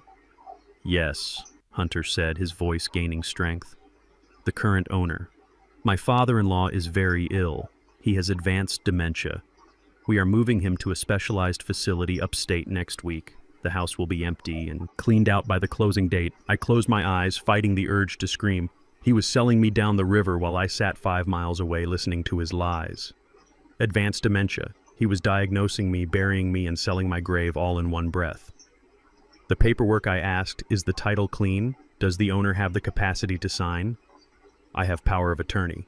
Hunter lied smoothly. I handle all his affairs. He trusts me completely. The deed is ready to transfer. I just need the wire. He trusts me completely. The words echoed in the office, a testament to his absolute lack of conscience. He was using my trust as a weapon. He was using my love as a tool to pry open my vault. I am looking at the asking price. I said, 2 million. It is low, suspiciously low. Why the rush? We have a family emergency. Hunter said, the lie slipping out easily. We need to liquidate assets to pay for his medical care. The facility is expensive. We just want to make sure he gets the best treatment. It is all for him, really, all for him. I felt a laugh bubbling up in my throat, a dark, bitter thing. He was selling my house to pay for my murder and claiming it was an act of charity. I will offer you 1.5 million, I said. Cash. Immediate wire transfer today. 1.5. Hunter's voice cracked. That is too low. The land alone is worth more than that. Take it or leave it, I said, channeling the ruthlessness of my youth. I can have the money in your offshore account in an hour. 1.5 million. No questions asked, blind close, I could hear him breathing heavily on the other end. He was doing the math. 1.5 million was enough to pay off his debts, enough to buy a new life with Sarah, enough to leave Gabrielle behind. It was freedom, and it was right there. Okay, Hunter whispered. The greed, winning over logic. Okay, we will take it. 1.5 million. I need you to sign the digital contract now, I said. I am sending it to this number. Once I have the signature, the money moves. I hung up the phone and looked at Mrs. Strickland. She was already typing, sending the document to his burner phone. The document was real enough to stand up in court as evidence of fraud, but fake enough that he would never see a dime.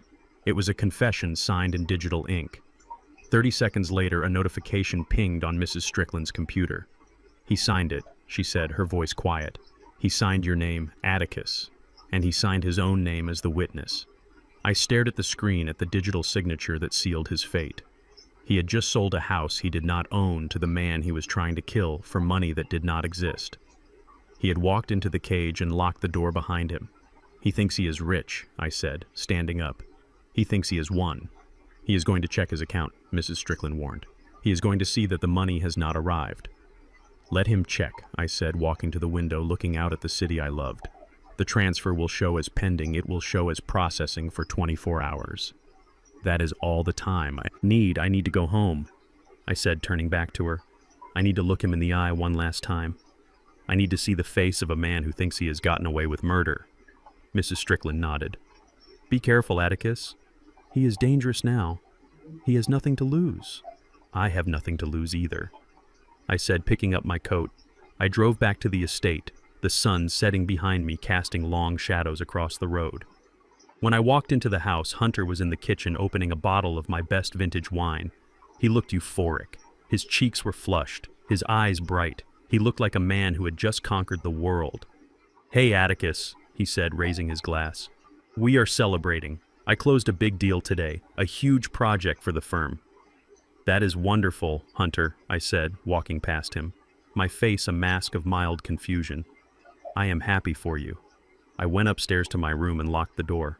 I sat on the edge of my bed and looked at the camera hidden in the smoke detector. I knew he was watching me on his phone. Downstairs laughing at the old fool. Enjoy your wine, Hunter, I whispered to the empty room. Enjoy it while you can, because tomorrow the bill comes due and the price is going to be higher than you can pay. The next morning, the house felt like a courtroom waiting for a verdict. Hunter had gone into town claiming he needed to finalize the wire transfer paperwork, but I knew he was just avoiding me, terrified that I might change my mind about the house sale. Gabrielle was alone, sitting in the sunroom, staring out at the frozen garden. Her posture was slumped, and she looked small, like a child waiting for punishment. I stood in the doorway watching her for a long moment. My heart ached. It was a physical pain, a tightening in my chest that had nothing to do with my blood pressure. This was my little girl. The girl who used to run to me when she scraped her knee. The girl I taught to ride a bike down this very driveway.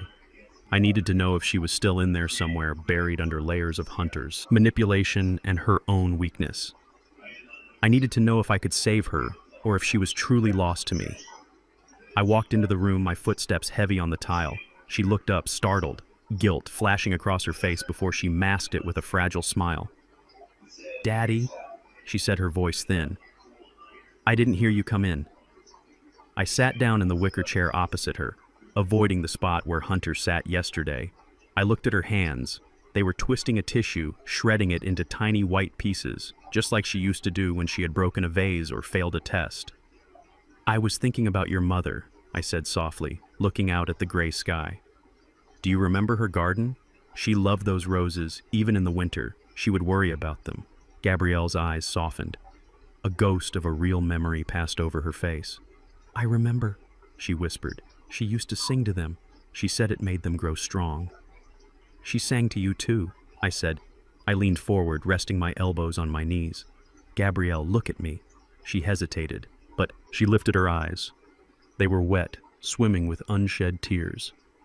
I know. Things are hard right now, I lied. keeping my voice gentle. I know you and Hunter are desperate, but I want you to know something. If you ever needed to, if you ever felt like you were drowning, you could come back here alone. You could come home. Gabrielle, just you. We could start over.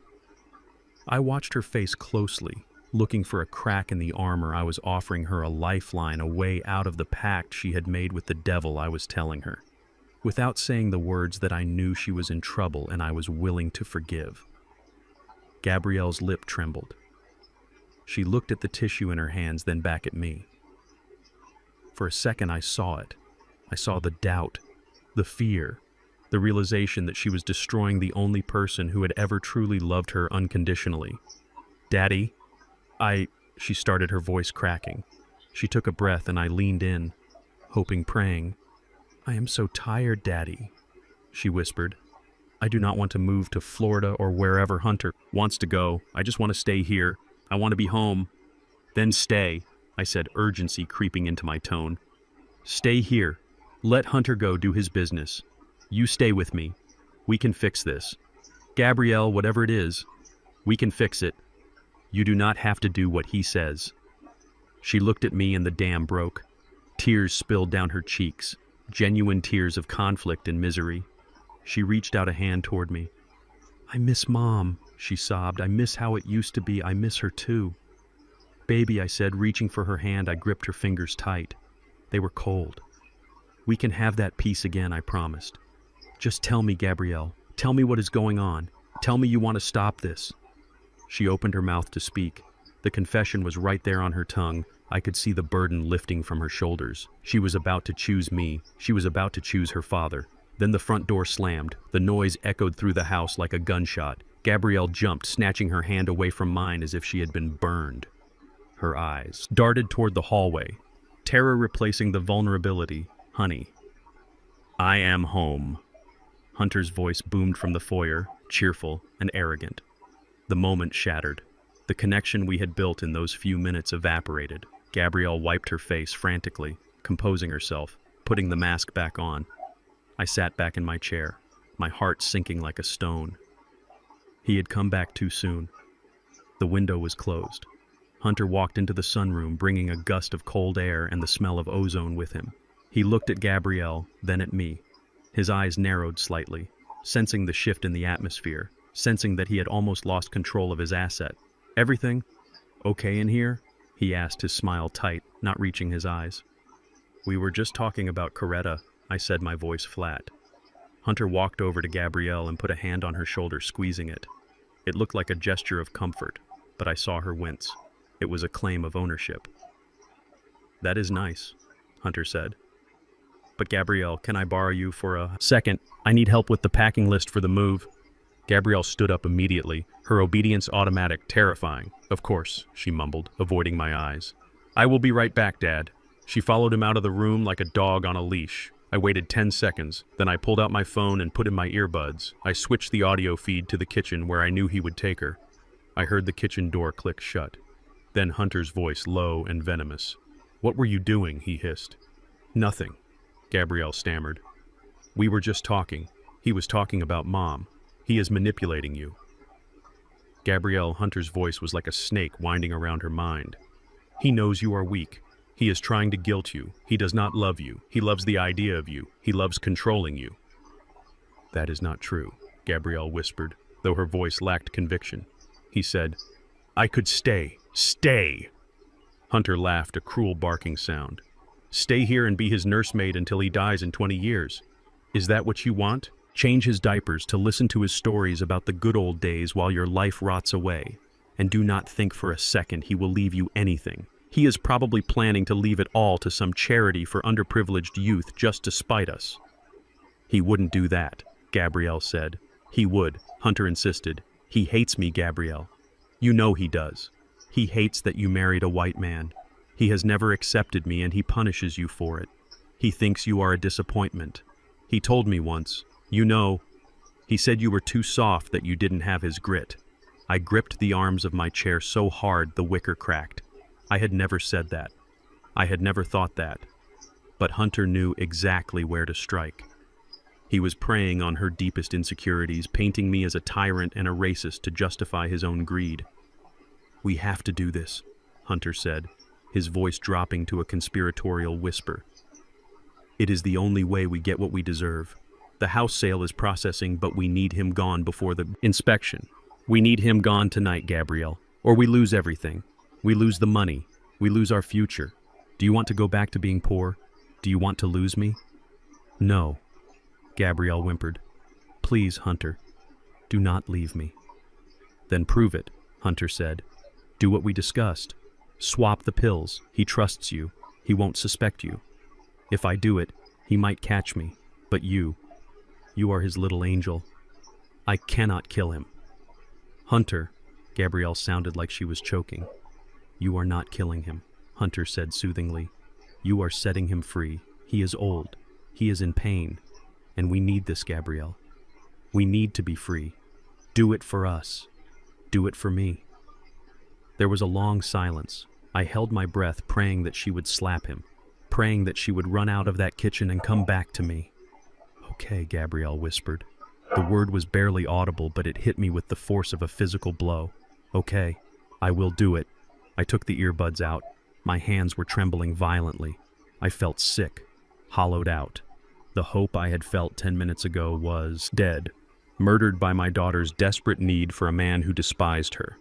She had made her choice. She had chosen the abuser over the protector. She had chosen the lie over the truth. I stood up and walked slowly to my study. My legs felt heavy as if I were wading through mud. I sat at my desk and opened the laptop. The screen showed the camera feed from my bathroom. I knew that is where she would go. 5 minutes later, the bathroom door opened. Gabrielle walked in. She looked like a sleepwalker, her face pale, her movements jerky. She was holding a bottle of pills. It was a bottle of high-strength caffeine pills. Hunter used to stay awake during his gaming marathons. She opened the medicine cabinet. Her hand hovered over my prescription bottle, my heart medication, the pills that kept my rhythm steady. She took my bottle down. She opened it and dumped my life-saving medication into the toilet. She flushed it, watching the white pills swirl away. Then she opened the caffeine bottle. She poured the white tablets into my prescription bottle. They looked identical to my heart medication, but for a man with my condition, a high dose of caffeine would induce tachycardia. It would mimic a heart attack. It would kill me. She screwed the cap back on and placed the bottle back on the shelf exactly where it had been. She looked at her reflection in the mirror for a long moment. I looked at her too, studying the face of my only child. Her eyes were dead empty. She washed her hands, scrubbing them as if she could wash away the sin. Then she turned off the light and walked out. I sat in the dark study, staring at the black screen. The bond was severed. The cord was cut. I did not have a daughter anymore. The woman who walked out of that bathroom was a stranger, a dangerous stranger who had just signed my death warrant. I closed the laptop. The grief was gone, replaced by a cold, terrible clarity. I had given her every chance. I had offered her every out. Now there would be no more mercy. I reached into my pocket and pulled out the bottle of placebo pills I had prepared days ago. Sugar pills that looked exactly like my medication. I would swap them myself before I took my evening dose. I would let them think their plan was working. I wiped a single tear from my cheek. It was the last tear I would ever shed for Gabrielle Mercer. Tonight, she would watch me die, and tomorrow I would make sure she wished she had. The clock on the mantel chimed 7 times, echoing through the silent living room like a funeral bell. I sat in my wingback leather chair, the bottle of pills heavy in my hand. It was theater pure and simple, but my heart was hammering against my ribs as if it truly were failing. I looked at the bottle. The label said it was my heart medication, but inside were the sugar pills I had swapped an hour ago. Hunter and Gabrielle sat on the sofa opposite me, watching me with the intensity of vultures waiting for a wounded animal to stop moving. They were trying to look casual, but the tension in their shoulders gave them away. They knew what was supposed to happen. They were waiting for the show. I unscrewed the cap. My hands trembled, a deliberate performance of frailty. I shook 2 white pills into my palm. I looked at Gabrielle. She was biting her lip, her eyes fixed on the small white discs that she believed were lethal doses of caffeine. She knew that for a man with my condition, these pills would send my heart into a fatal arrhythmia. She knew she was watching her father commit suicide by her hand, and she said nothing. I put the pills in my mouth and took a long sip of water, swallowing the lie. I set the glass down and waited. The silence stretched tight as a drum skin. 1 minute, 2 minutes. I let my breathing hitch. I brought a hand to my chest, rubbing the sternum, grimacing as if a band of iron were tightening around my lungs. I think I gasped, letting the glass slip from my fingers. It hit the rug with a dull thud, water soaking into the expensive Persian wool. I think something is wrong, Hunter leaned forward, his eyes bright with anticipation. What is it, Atticus? Do you need help? My chest, I wheezed. I slid forward in the chair, my legs kicking out spasmodically. I let my body go limp, sliding off the leather seat and collapsing onto the floor. I lay on my side, clutching my chest, my breath coming in ragged, shallow gasps. Help me, I whispered, reaching a hand toward them. Call 911. I watched them through half-closed eyes, waiting for the panic, waiting for the regret, waiting for my daughter to break character and rush to save me. But nobody moved. Hunter sat back on the sofa, a slow, satisfied smile spreading across his face. He crossed his legs casually, getting comfortable. Gabrielle looked away, unable to watch, but she did not stand up. She did not reach for her phone. She just pulled her knees to her chest and covered her ears. I let out a low moan, my body twitching, feigning the onset of cardiac arrest. I was lying on the cold floor of the home I built, looking up at the people I loved, and I saw only executioners. It is happening, Hunter said softly, his voice filled with awe. Look at him, Gabrielle. It is actually working. I continued to gasp, my movements becoming jerky and erratic, mimicking the final struggles of a dying heart. I expected them to leave the room to let me die alone, but they didn't. They wanted to watch. Hunter stood up and walked over to the liquor cabinet. He opened a bottle of scotch, my 25-year-old single malt that I saved for special occasions. He poured 2 glasses, the ice clinking cheerfully in the silent room. He walked back to the sofa and handed a glass to Gabrielle. Drink up, baby, he said. We are celebrating freedom. Gabrielle took the glass, her hands shaking. She took a large gulp, coughing as the liquor burned her throat. Hunter took a sip, savoring it. He walked over to where I lay writhing on the floor and stood over me, looking down like a hunter inspecting a trap. You are a tough old bird, Atticus, Hunter said, conversing with a man he thought was dying. You built a hell of an empire, I will give you that. But you made one mistake. You held on too long. You should have let go. You should have given us the money when we asked. But no, you had to be the patriarch. You had to be the king. I let my eyes roll back in my head, my breathing becoming a wet rattle. I was memorizing every word, every inflection. This was the confession. This was the truth pouring out of him like poison. Do not worry about the business, Hunter continued, swirling his scotch. We are going to sell it fast. Liquidate the fleet, sell the warehouses. I already have a buyer lined up in Jersey. We are going to take the cash and disappear. Atticus, we are going to live like royalty. And you are going to be a tragic story. A sad old man who died of a heart attack alone in his big empty house. He kicked my leg lightly, testing my responsiveness. I went limp. And do not worry about your legacy, he sneered. I am going to erase it. I am going to sell this house to a developer who wants to bulldoze it. They are going to put up condos. Atticus, cheap, plastic condos right over your wife's garden. And your name. No one will remember the name. Mercer in 5 years. It will just be dust. I heard. Gabrielle sobbed from the sofa. Hunter, stop. It is over. He is dying. Just let him die. He forced us to do this, Gabrielle. Hunter snapped, turning on her. He made us desperate. If he had just shared his wealth, we wouldn't be here. But he wanted to control us. He wanted to keep us under his thumb, asking for scraps. Well, the scraps are gone. We are taking the whole feast. I am sorry, Daddy. Gabrielle whispered, her voice thick with tears. I am so sorry. But we need the money. We need a fresh start.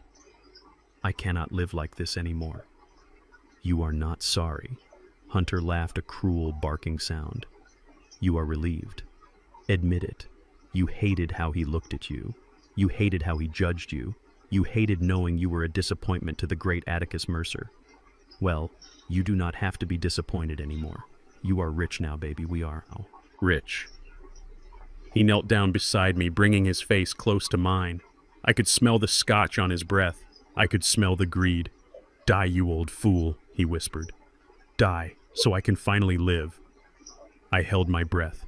I stopped moving completely. I lay there rigid, imitating the stillness of death. I waited for him to check my pulse. I waited for the final confirmation. Hunter stood up. Good riddance, he said. He walked back to the sofa and clinked his glass against Gabrielle's. To us. To the future. To Sarah and the kids. Gabrielle looked up sharply. To who? Hunter froze, realizing his slip-up. To us, he corrected quickly. To our kids. Our future kids. I lay there listening to the silence that followed. The air in the room was thick with death and victory. They thought it was over. They thought they had won. They were drinking my scotch, standing over my body, planning how to spend my life's work. I counted to 10 in my head. 1, 2, 3.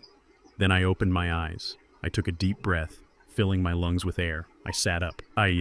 Slowly, the movement fluid and strong, the act of the dying man discarded like a costume. Hunter dropped his glass. It hit the floor and shattered scotch, splashing onto his shoes. He stumbled back, his face draining of all color, turning a sickly shade of gray. He looked like he was seeing a demon rising from the pit. Gabrielle screamed a high, piercing sound of pure terror. She scrambled backward over the sofa, crashing onto the floor behind it. What? Hunter stammered, his voice a high-pitched squeak. You were dead. I saw you. You stopped breathing. I stood up, brushing the lint from my trousers. I looked at him, my face impassive, my eyes cold and hard. I did stop breathing. Hunter, I said, my voice steady and commanding. It is a technique I learned a long time ago. Meditation breath control. It is very useful for testing the loyalty of those around you. Hunter backed away until he hit the wall, his eyes darting around the room looking for an exit or a weapon. He was trembling violently, the arrogance of a moment ago replaced by primal fear. It was a test, I asked, stepping toward him. You tested us. I walked over to the liquor cabinet and poured myself a glass of water. I took a sip, washing the taste of the sugar pills from my mouth. I turned to face them, looking at the two people who had just watched me die and toasted to my demise. Yes, I said. It was a test. The ultimate test. I needed to know if you were strong enough, if you had the ruthless ambition necessary to take over the Mercer Empire. Gabrielle peeked out from behind the sofa, her face a mask of confusion and horror. What do you mean, Daddy? I chuckled. A low, dark sound. I sat down in my chair, the same chair I had just fallen out of. I crossed my legs and looked at them with a mixture of disappointment and admiration. I built this company with blood and grit. I said I did not build it by being nice. I did not build it by being soft. I need an heir who can make the hard choices, an heir who is willing to do whatever it takes to survive, even if it means cutting down their own blood. I looked at Hunter. He was staring at me, his mouth open, trying to process this new reality. He was trying to figure out if I was crazy or if he was. You wanted to kill me, I said calmly. You swapped my pills. You watched me die and you did not call for help. You drank to my death. Hunter swallowed hard, sweat beading on his forehead. You passed, I said. The room went silent again. Hunter blinked. You what? You passed the test, I said, leaning forward. I have been worried. Hunter, I thought you were weak. I thought you were a leech living off my daughter. But tonight, you showed me something. You showed me. You have the killer instinct. You are willing to destroy anything that stands in your way. Even me. That is the kind of man who can run Mercer Logistics. That is the kind of man who can protect my legacy. I saw the gears turning in his head. He was terrified, but his greed was stronger. He wanted to believe me. He wanted to believe that his crime was actually an audition. He wanted the money so badly he was willing to accept this twisted logic. So you are not mad? Hunter asked, his voice tentative. Mad. I laughed. I am impressed. You had the guts to kill the king to take the throne. That is history, Hunter. That is power. Most men would have crumpled. But you poured a drink. I stood up and walked over to him. I put a hand on his shoulder, feeling him flinch. But we are not done, I said. The test is not over. You passed the first round, but now we do the formalities. Tomorrow night we are going to have a dinner party, a celebration. I am going to invite the board members, our biggest investors, and the legal team. I am going to announce my retirement, and I am going to sign the company over to you publicly. Hunter's eyes widened. The fear was vanishing, replaced by the familiar glint of avarice. You are going to give me the company. Everything I said, the house, the accounts, the fleet, all of it tomorrow night. But you have to keep it together. You have to play the part of the loving son-in-law until the ink is dry. Can you do that? Yes, Hunter breathed. Yes, Atticus, I can do that. Good, I said. I looked at Gabrielle. She was still on the floor, looking at me as if I were a stranger. She was terrified, but she was also relieved. She thought she had escaped judgment. Get some rest, I said to them both. You have a big night tomorrow. The transfer of power is a delicate thing.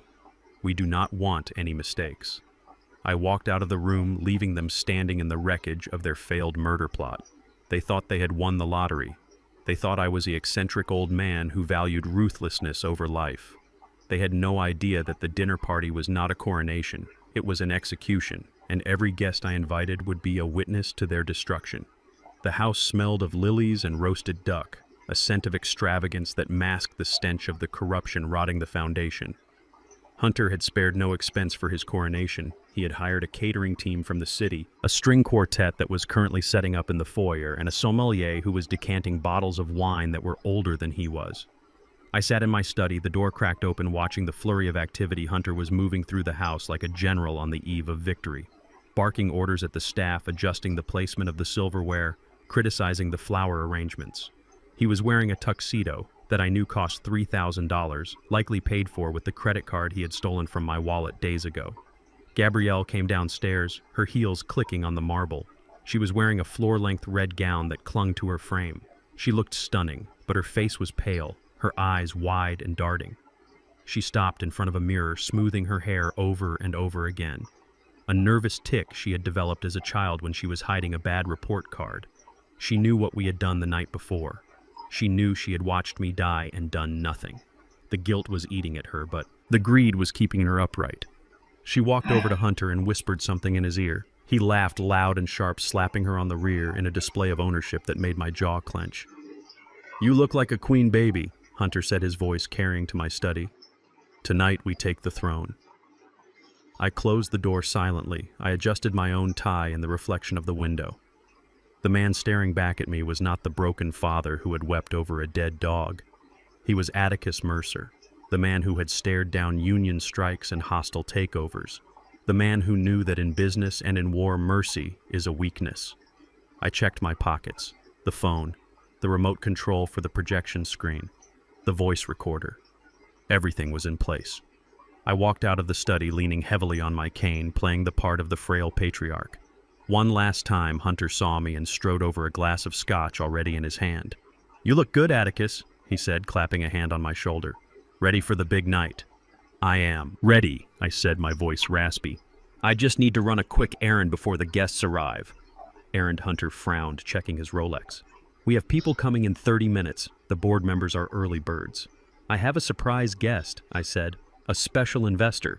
I want you to meet. I need to pick them up personally. It is a sign of respect. Hunter's eyes lit up at the word investor. He saw dollar signs. He saw another victim to charm and fleece. Go ahead, he said, grinning. Just do not be late. You do not want to miss your own retirement party. I walked out to the garage and climbed into the Navigator. The leather seat felt cold against my back. I drove out of the estate past the manicured lawns Roosevelt had tended for years, past the gate where he now stood watch dressed in his Sunday best, ready for his part in the play. I drove to the small executive airport on the outskirts of town. I had arranged for a private car to bring Sarah Miller and her children there from the hotel I had stashed them in. Earlier that day, I had told Sarah that Hunter was receiving a prestigious award for Businessman of the Year and that he wanted to surprise her by flying her in for the ceremony. I told her I was his business partner and that Hunter was too shy to tell her himself. When I pulled up to the curb, Sarah was standing there looking radiant in a blue cocktail dress, holding the hands of her two children. They looked like a catalog family, perfect and wholesome. The boy was wearing a tiny suit, and the girl had a white ribbon in her hair. Sarah's face lit up when she saw me. "Mr. Mercer," she exclaimed as I got out of the car. "I cannot believe Hunter did all this. A private car, a party. He told me he was working hard, but I had no idea he was doing this well." I opened the back door for the children, helping them climb into the booster seats I had installed. "Hunter is a man of many secrets, Sarah," I said, smiling a smile that felt tight on my face. "He wanted tonight to be perfect for everyone." Sarah got into the passenger seat, smoothing her dress. "He misses us so much," she said. "He calls every night, but it is not the same as being there. He says this project in the city is the biggest of his career, that once he closes this deal, we can finally be together all the time." I gripped the steering wheel, my knuckles turning white. He had been promising her a future built on my grave. He had been selling her a fairy tale funded by my daughter's misery. "He is right," I said, pulling onto the highway. "This deal changes everything, Sarah. Tonight you will see exactly what Hunter has been building." The drive back to the estate was filled with Sarah's chatter. She talked about Hunter's kindness, how he sent flowers every week, how he was such a good father to their children. Every word was a dagger twisting in my gut, reminding me of the monster who lived in my house wearing the skin of a good man. I nodded and smiled, asking polite questions, gathering more fuel for the fire burning in my chest. We arrived at the estate, through the service entrance, avoiding the line of luxury cars that were already filling the main driveway. I led Sarah and the children into the guest house, which was connected to the main ballroom by a covered walkway. "Wait here," I told her. "It is a surprise entrance. I want to announce him first and then bring you out when the applause starts. It will be the highlight of the night." Sarah clasped her hands together, her eyes shining. "Oh, that sounds magical, Mr. Mercer. Thank you so much."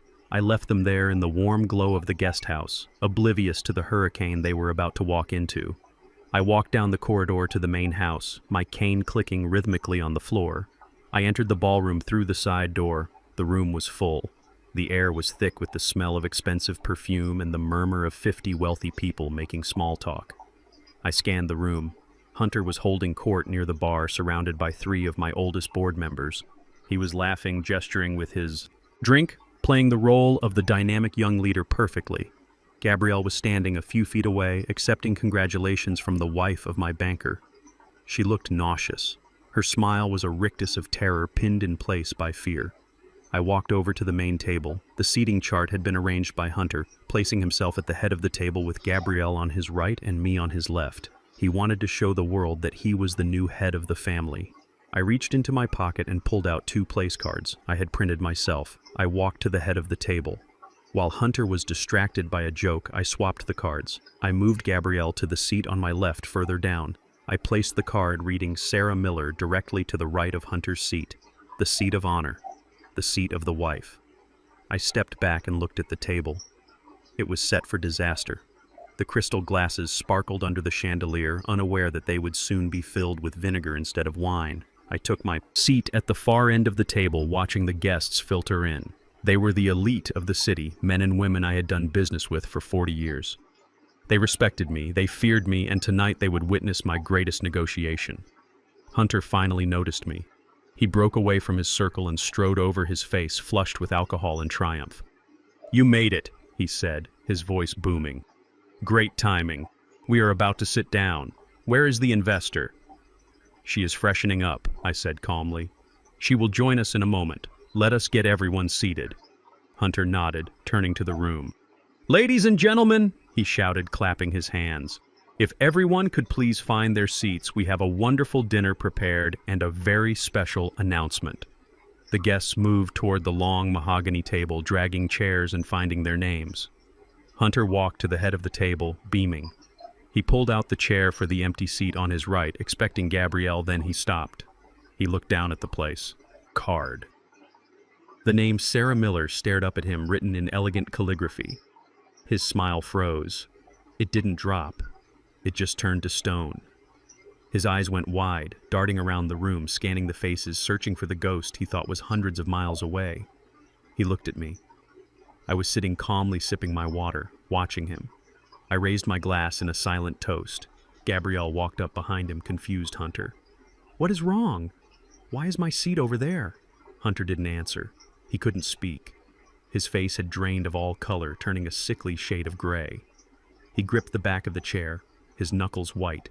"Please sit down, everyone," I said, my voice cutting through the murmurs of the guests. "We have a long night ahead of us, and I am sure you are all starving." Hunter sat down slowly, sinking into the chair as if his legs had given out. He looked at the empty chair beside him, then at the door leading to the guest house. He knew. He knew the game had changed, but he didn't know the rules. The waiters began to pour the wine. The liquid was dark red like blood. Hunter grabbed his glass and downed it in one gulp, his hand shaking so badly a few drops spilled onto his white shirt, staining it crimson. I tapped my spoon against my glass. The sharp ringing sound silenced the room. "Welcome, friends," I said, standing up. I looked around the table, meeting the eyes of the people who had helped me build my legacy. "Thank you all for coming tonight. My son-in-law Hunter has brought us all together to mark a transition, a passing of the torch." Hunter stared at his empty plate, sweat beading on his forehead. Gabrielle looked at him, terrified by his reaction. But before we get to business, I continued. "I want to introduce the most important person in Hunter's life, a person he has worked so hard to support, a person who motivates him every day." I pointed to the side door. "Please welcome Mrs. Sarah Miller and her children." The doors opened. Sarah walked in holding the hands of her children, smiling radiantly, expecting applause, expecting love. The room went deadly silent. The only sound was the sharp intake of breath from Gabrielle and the sound of a glass shattering as it slipped from Hunter's numb fingers and hit the floor. The dinner party had begun, and the first course was served cold. Sarah took her seat next to a petrified Hunter, placing her children in the chairs beside her. She looked around the room with a wide, naive smile, completely unaware that she was sitting next to a man who was currently hyperventilating. Hunter's face was slick with sweat, his eyes darting between Sarah, Gabrielle, and me. He looked like a man trying to solve a puzzle while the building burned down around him. He cleared his throat, standing up so abruptly his chair screeched against the floorboards. "Ladies and gentlemen," Hunter began, his voice cracking before he smoothed it out into a forced baritone. "Thank you for that introduction, Atticus. It is true. I have worked hard, very hard, to protect this family, to build a future." He placed a hand on Sarah's shoulder, a gesture that made Gabrielle flinch from across the table. Sarah smiled up at him, patting his hand affectionately. The guests exchanged confused glances, whispering behind their napkins. They knew Gabrielle was his wife.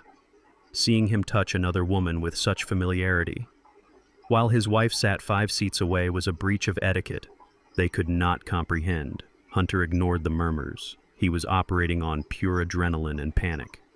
He turned to me, his eyes pleading, his smile a rictus of terror. "But tonight is about you, Atticus," he said, pulling a thick document from his inside jacket pocket. "It is about your legacy, your trust in me." He walked over to my end of the table and placed the papers in front of me along with a heavy gold fountain pen. It was the transfer of ownership, the document that would give him control of Mercer, logistics, my bank accounts, and this estate. "Sign it," Atticus, Hunter urged, his voice dropping to a frantic whisper audible only to me. "Sign it now, and we can end this charade. I will fix everything. Just sign the paper." I looked at the document. The legal language was precise. The trap was ready to spring. All it needed was my signature. Hunter leaned over me, his breath smelling of sour wine and fear. He tapped the signature line, his finger trembling. "Do it," he hissed. "Do it, or I swear I will burn this whole place down." I picked up the pen. The weight of it felt good in my hand, solid and real. I looked at Hunter, then at the room full of expectant faces. I looked at Gabrielle, who was staring at Sarah with a mixture of confusion and dawning horror.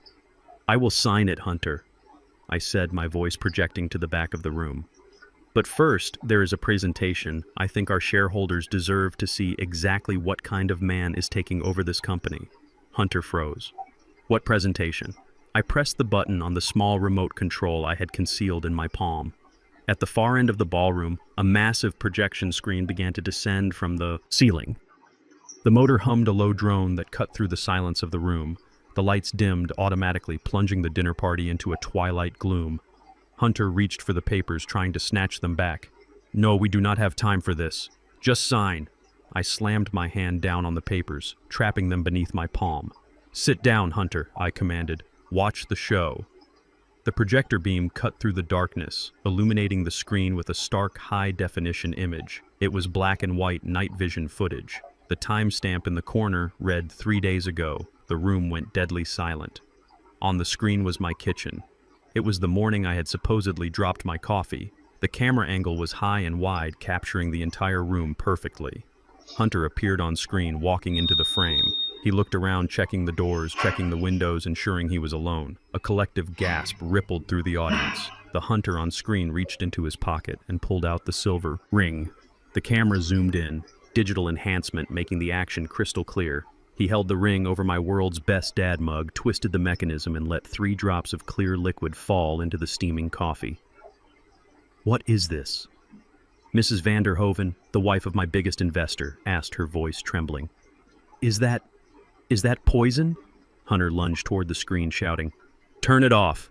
It is fake. It is I." He made it up.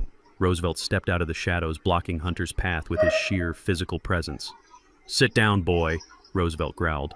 On the screen, the video continued. It showed me walking in. It showed me dropping the mug. It showed Roscoe, my loyal dog, running over to lick the spill. Then came the sound. The audio was crisp, amplifying the sickening, retching noise Roscoe made as the neurotoxin hit his system. The guests watched in horror as the dog convulsed on the floor, foaming at the mouth, dying in agony. But the worst part was not the dog dying.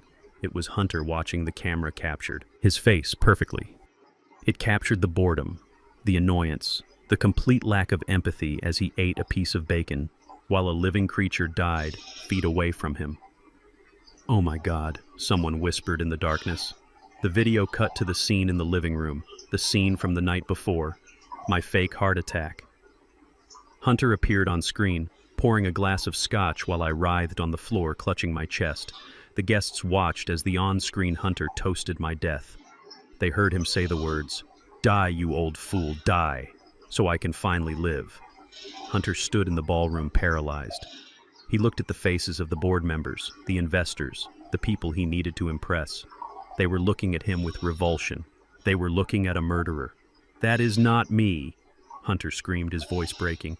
"It is a deepfake. He hired a studio. It is all lies." I stood up, pointing at the screen. "It is not a lie, Hunter. It is the audition tape you didn't know you were making, and you passed. Remember, you have the killer." The instinct, I looked at Gabrielle. She was staring at the screen, her hand covering her mouth, tears streaming down her face. She had been there. She knew it was real. She knew she was watching her own complicity broadcast to the elite of the city. "But we are not done," I said. "The poison was just the beginning. Now let us see where the money went." I clicked the remote again. The image on the screen changed. The grainy black and white of the kitchen was replaced by the vibrant colors of a sunny afternoon. It was footage taken from a long-range lens, shaky but clear. It showed a suburban house with a white picket fence. A white SUV was parked in the driveway. The license plate was clearly visible. Hunter appeared in the frame, walking up the driveway. He was smiling a genuine, happy smile that Gabrielle had not seen in years. The door of the house opened. A woman stepped out. It was Sarah Miller. The same Sarah Miller who was currently sitting at the table clutching her children's hands. The Sarah on the screen ran to Hunter, hugging him, kissing him passionately. It was not a friendly kiss. It was the kiss of a lover, a partner, a wife. Then the children ran out. The same children sitting in the ballroom looking confused and scared. On screen they yelled, "Daddy," and jumped into his arms. The sound in the ballroom was a collective intake of breath. Sarah Miller let out a low, keen sound of pure heartbreak. She dropped her fork, her eyes wide, staring at the screen where her husband was living a lie. The video continued. It showed Hunter reaching into his car and pulling out a heavy canvas bag, the bag I had given him, the bag filled with $50,000 to pay off the loan sharks. He handed the bag to Sarah. She kissed him again, bouncing the money in her hand, laughing. The video froze on that frame, Hunter kissing Sarah while she held my money. The lights in the ballroom came back up, blindingly bright. The silence was shattered by a scream. It didn't come from Sarah. It came from Gabrielle. She stood up, her chair crashing over backward. She looked at the screen, then at Hunter, then at Sarah sitting across the table. "You have a family," she screamed. her voice tearing her throat. "You have a whole other family." Hunter looked at her trapped. He looked at Sarah, who was pulling her children close, shielding them from him. He looked at the board members who were already pulling out their phones, calling their lawyers, calling the police. Gabrielle ran around the table. Her red dress was a blur of motion. She reached Hunter and tackled him. She didn't slap him. She didn't punch him. She clawed at him, her nails digging into his face, screaming with the rage of a woman who realizes her entire life has been a joke. "You lied to me," she shrieked. "You told me we were doing this for us. You told me we needed the money for our future. But it was for them. It was all for them." She hit him again and again, tearing his tuxedo shirt, leaving red welts on his neck. Hunter pushed her back, stumbling. He looked wild, unhinged. "Get off me, you crazy bitch," he roared. He shoved Gabrielle hard, sending her crashing into the table. Glasses shattered. Silverware clattered to the floor. Sarah stood up, pulling her children toward the exit. "Get away from us," she yelled at Hunter. "Do not come near my kids." Hunter looked at Sarah, desperation in his eyes. "Sarah, baby. Wait, I can explain. It was just business. It was a job. A job." Gabrielle screamed from the floor, blood running from a cut on her arm. "I was a job. My father was a job." She looked up at me, her eyes wild, pleading guilty. "Daddy," she sobbed. "I didn't know.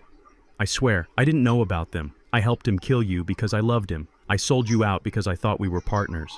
But he played me. He played me, Daddy." The confession rang out clear and true, heard by every person in the room.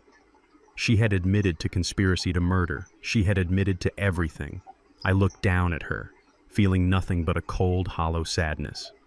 "I know he played you, Gabrielle," I said, "but you let him? You held the cards and you folded?" Hunter looked around the room, realizing there was no way out. The exits were blocked by my security team. The guests were witnesses. The evidence was on the screen. He reached into his jacket pocket, but he didn't pull out a phone or a wallet. He pulled out a gun. It was an old revolver with a pearl handle, a gun that had belonged to my grandfather, a gun I kept in a display case in the study. "Nobody move!" Hunter screamed, waving the gun wildly. "Get back! Back!" The guests screamed, diving under the tables. Sarah shielded her children with her body. Gabrielle froze on the floor, staring at the barrel of the gun. Hunter grabbed me, wrapping his arm around my neck and pressing the cold metal of the barrel against my temple. "I want a car," he shouted, spitting saliva. "I want a car, and I want $5 million transferred to the offshore account right now. Or I swear to God I will paint this wall with his brains." I stood still, feeling his heart hammering against my back. He was shaking so bad the gun was vibrating against my skin. "Do it, Atticus," he hissed in my ear. "Do it or you die." I took a deep breath, smelling his fear, smelling his defeat. "You are not going to shoot me, Hunter," I said calmly. "Oh yes, I will," he screamed. "I have nothing to lose." "You have one problem," I said, my voice steady, loud enough for the room to hear. "That gun, it is an antique." "So what?" Hunter yelled. "It shoots no hunter," I said. "I took the firing pin out 10 years ago. It is a paperweight." Hunter froze. The gun wavered. "You are lying," he whispered. "Try it," I challenged. "Try it and see what happens." Hunter pulled the trigger. Click. The hammer fell on an empty chamber. The sound was small, insignificant. Click. Click. Click. He pulled it again and again, panic rising. Roosevelt stepped forward, swinging the heavy garden shovel he had hidden behind the curtain. The metal blade hit Hunter in the back of the knees with a sickening crunch. Hunter screamed, dropping me and collapsing to the floor. Roosevelt stood over him, the shovel raised, ready to strike again. "It is over," I said, straightening my tie. The ballroom doors burst open. Police officers in tactical gear swarmed the room, guns drawn, yelling orders. I looked down at Hunter writhing on the floor, his empire of lies crumbling into dust. I looked at Gabrielle sobbing in the wreckage of the dinner table. The party was over, and justice was about to be served. The image on the projection screen froze on the frame of Hunter kissing Sarah Miller in that sunlit driveway, and for a moment the ballroom was so silent I could hear the hum of the projector fan overhead. It was the silence of a held breath, the silence of 100 people processing a betrayal so absolute it sucked the air out of the room. Sarah Miller sat at the table, her hand covering her mouth, her eyes wide with a mixture of confusion and heartbreak. She looked from the screen to Hunter, then back to the screen, trying to reconcile the man she loved with the man standing in a tuxedo who had just tried to steal a company.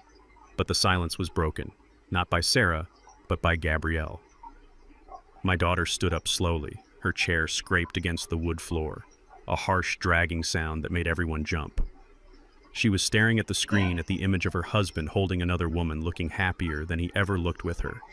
Her face was devoid of color, a pale mask of shock that was rapidly cracking under the pressure of a rage so pure it looked like madness. Gabrielle let out a sound that was not quite a scream and not quite a sob. It was a guttural, animalistic noise of pain ripping through her chest. She looked at Hunter, who was still frozen, his eyes locked on the screen, his face slick with sweat. "You have a family," she whispered, her voice trembling so violently it vibrated in the air. "You have a whole other family." Hunter turned to her, his hands raised in a pathetic gesture of placation. "Gabrielle, listen to me. It is not what it looks like." "It was a long time ago, liar," she screamed. The word tore from her throat, raw and bloody. "It was last week. I saw the date on the video. You were with her last week. You told me you were meeting with the lawyers. You told me you were securing our future." She lunged across the space between them, moving with a speed I had never seen in her. She did not slap him like a scorned woman in a movie. She attacked him with the feral desperation of a wounded creature. She clawed at his face, her nails digging into his skin, leaving bright red streaks across his cheeks. She grabbed the lapels of his expensive tuxedo jacket and shook him, her screams dissolving into incoherent shrieks of fury. Hunter stumbled back, tripping over his own feet, trying to shield his face. "Get off me!" he shouted, pushing at her arms. "Gabrielle, stop it. You are making a scene. I do not care," Gabrielle howled. She struck him in the chest with her fists again and again, heavy thuds that echoed in the room. "You used me. You made me sell my soul for you. You made me betray my father. And you were laughing at me the whole time. You were building a life with her, with my money." The guests were on their feet now. Some were backing away, terrified by the violence exploding in the center of the room. Others were watching with morbid fascination, unable to look away. Sarah Miller stood up, pulling her terrified children behind her, shielding their eyes from the sight of their father being attacked. Hunter managed to grab Gabrielle's wrists, pinning them to her sides. He was stronger than her, and he used his weight to force her back, slamming her against the edge of the table. Silverware clattered to the floor, crystal glasses shattered, sending shards of glass flying across the parquet. "Calm down, you crazy bitch," Hunter hissed, his face inches from hers, spit flying from his lips. "You are embarrassing yourself. Everyone is watching." "Let them watch," Gabrielle screamed, twisting in his grip. She spat in his face, a glob of saliva landing on his cheek. "I want them to watch. I want them to... Know what you are. You are a parasite. You are a monster." She kicked him hard in the shin, and Hunter yelped, letting go of one of her wrists. She used the freedom to rake her nails down his neck, drawing blood. "I gave you everything," she sobbed, swinging wildly. "I gave you my dignity. I gave you my father's trust. I destroyed my family for you." Hunter shoved her hard, sending her stumbling back into a waiter who dropped a tray of champagne flutes.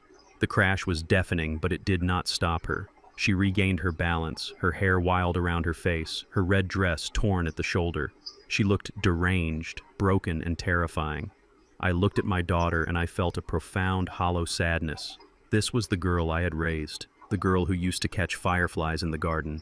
Now she was a woman tearing herself apart in front of the city's elite, destroying what little was left of her humanity, because the lie she had lived for was finally exposed.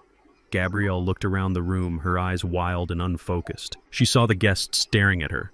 She saw the judgment, the pity, the revulsion, and then she saw me.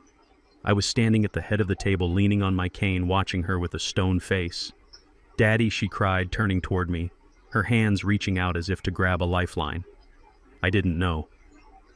I swear to God, I didn't know about her. I said nothing. I just looked at her, letting the weight of my gaze crush her excuses. "I did it for us," she screamed, turning back to the crowd, addressing the room as if she were on trial. "I did it because I loved him." She pointed a shaking finger at Hunter, who was wiping the blood from his neck, his eyes darting around the room, looking for an exit. "He told me we had no choice." She shouted her confession, pouring out like vomit. He told me you were going to cut us off. He told me we had to take the money now, or we would lose everything. I helped him poison you, Daddy. I helped him." A collective gasp went through the room.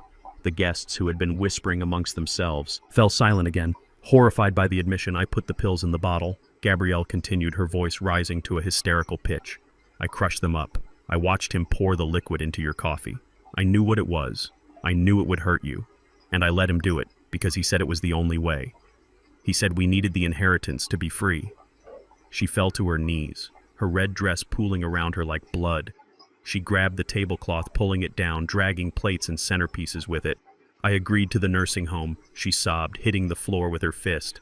"I signed the papers for the fake doctor. I told everyone you were crazy. I made up the stories about you forgetting things. I gaslighted you, Daddy.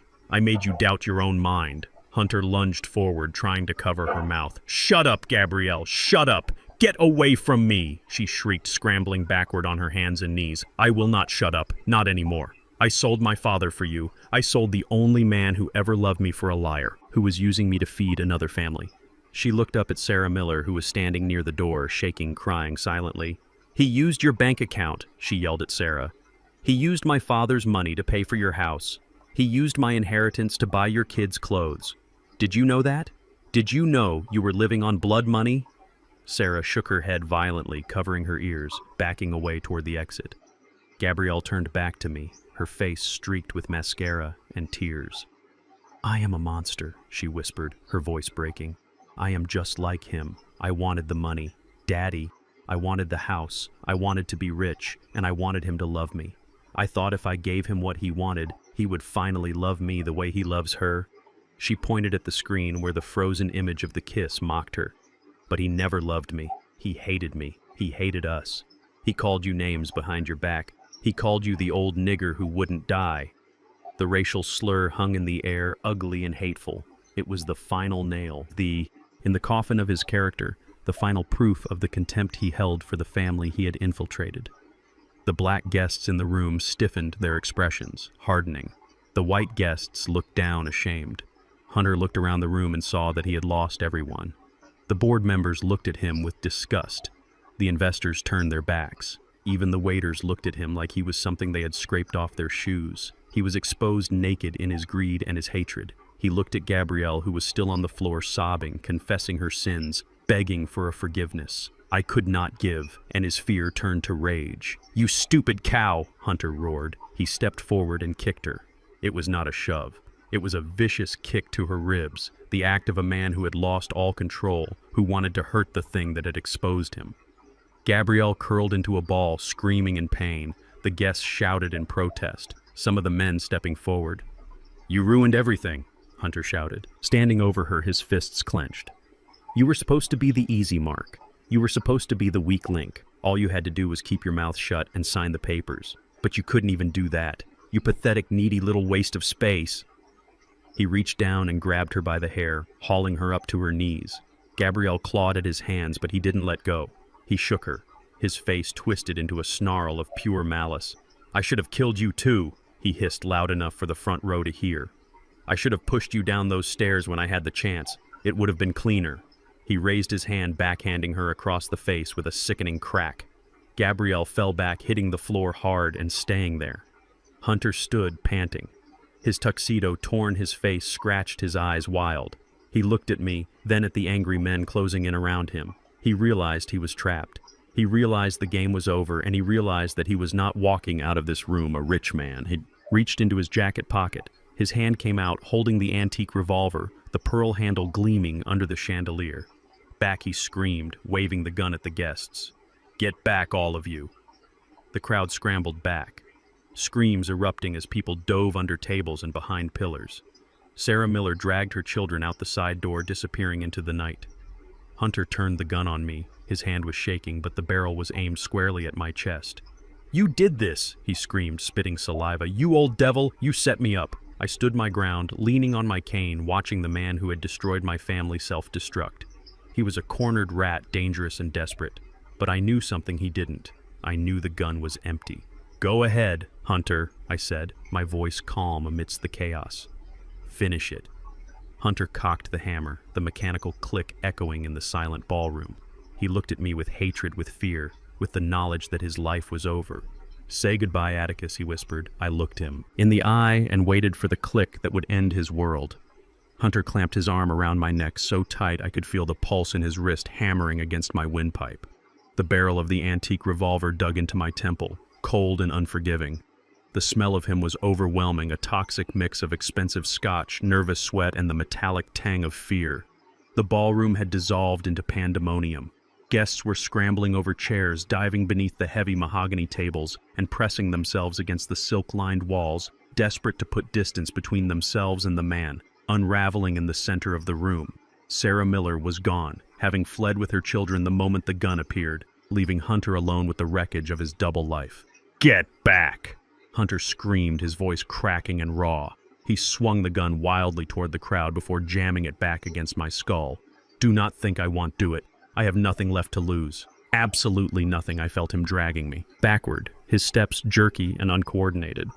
We moved toward the main doors, the heels of my shoes scraping against the polished floor. I did not struggle. I did not fight his grip. I let him think. He had the power. I let him think he was in control of my body because I knew I was still in control of his mind. "I want a car out front in 2 minutes," Hunter shouted, spitting saliva onto my cheek. "And I want the wire transfer authorized. Atticus, $5 million to the Cayman account. Do it now or your brains will be the last thing these people see tonight." The security team I had hired stood by the doors, their hands hovering near their holsters, but they did not draw.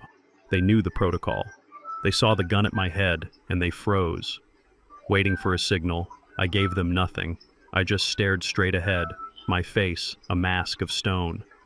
"You are making a mistake, Hunter," I said, my voice calm, vibrating in his chest where he pressed against me.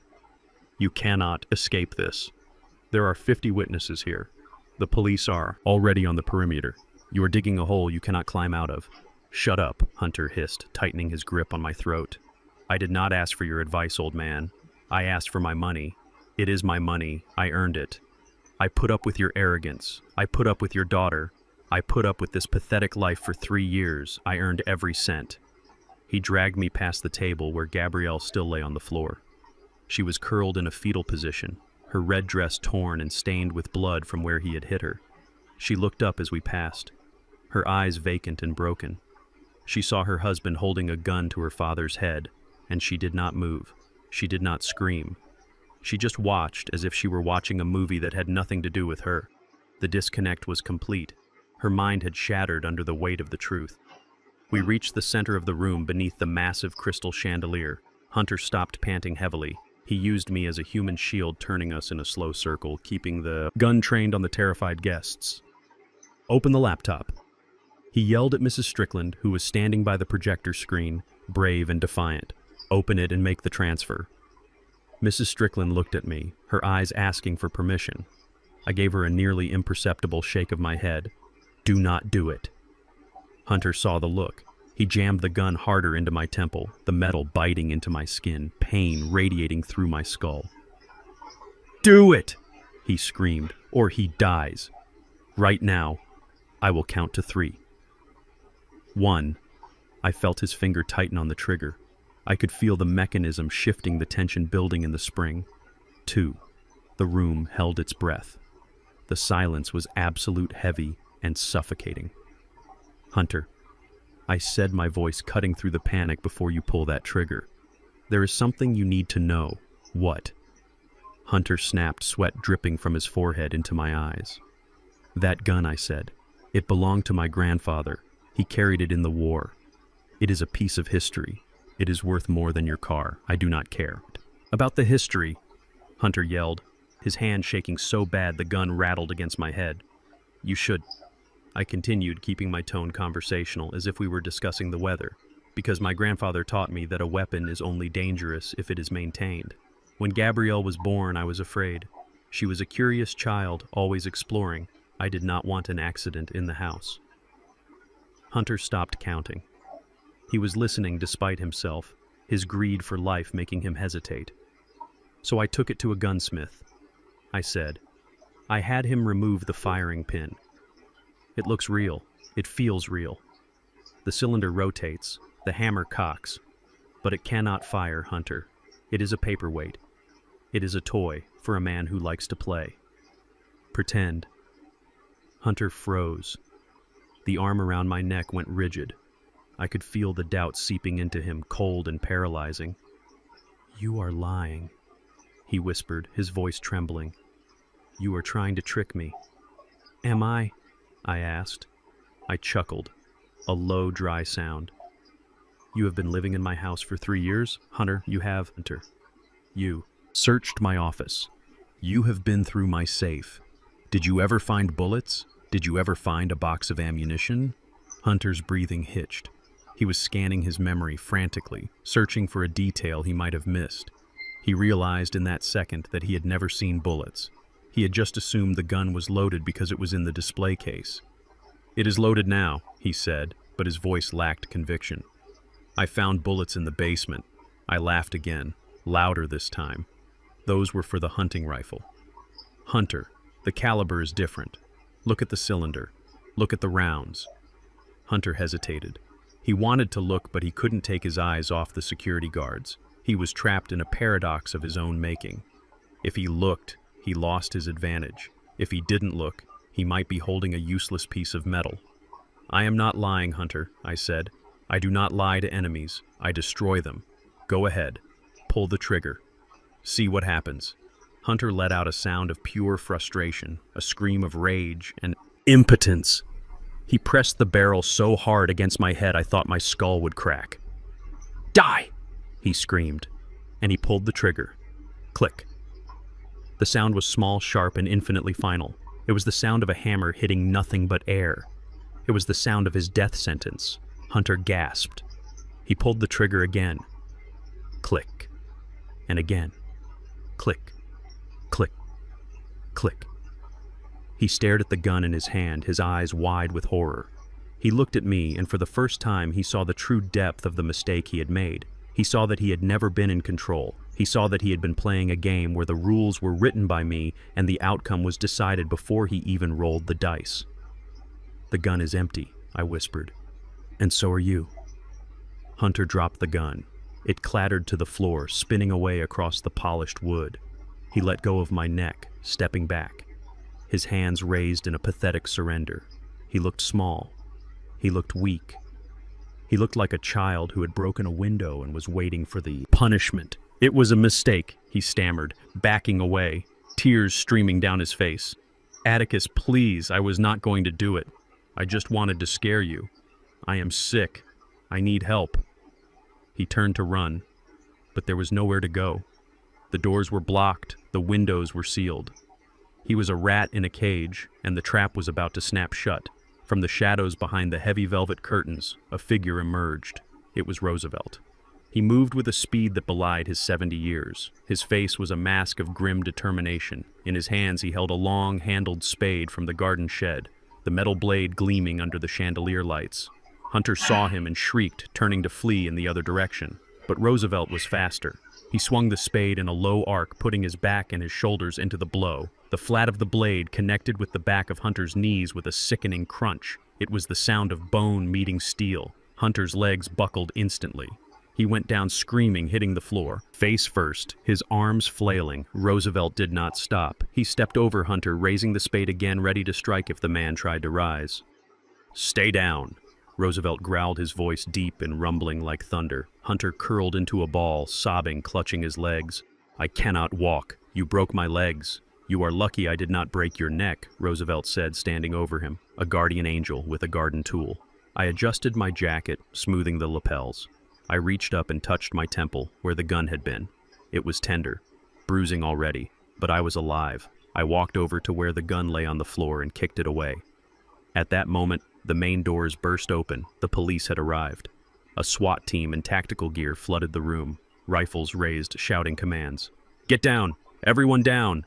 The guests dropped to the floor, covering their heads. I remained standing, leaning on my cane, watching the inevitable conclusion of the drama.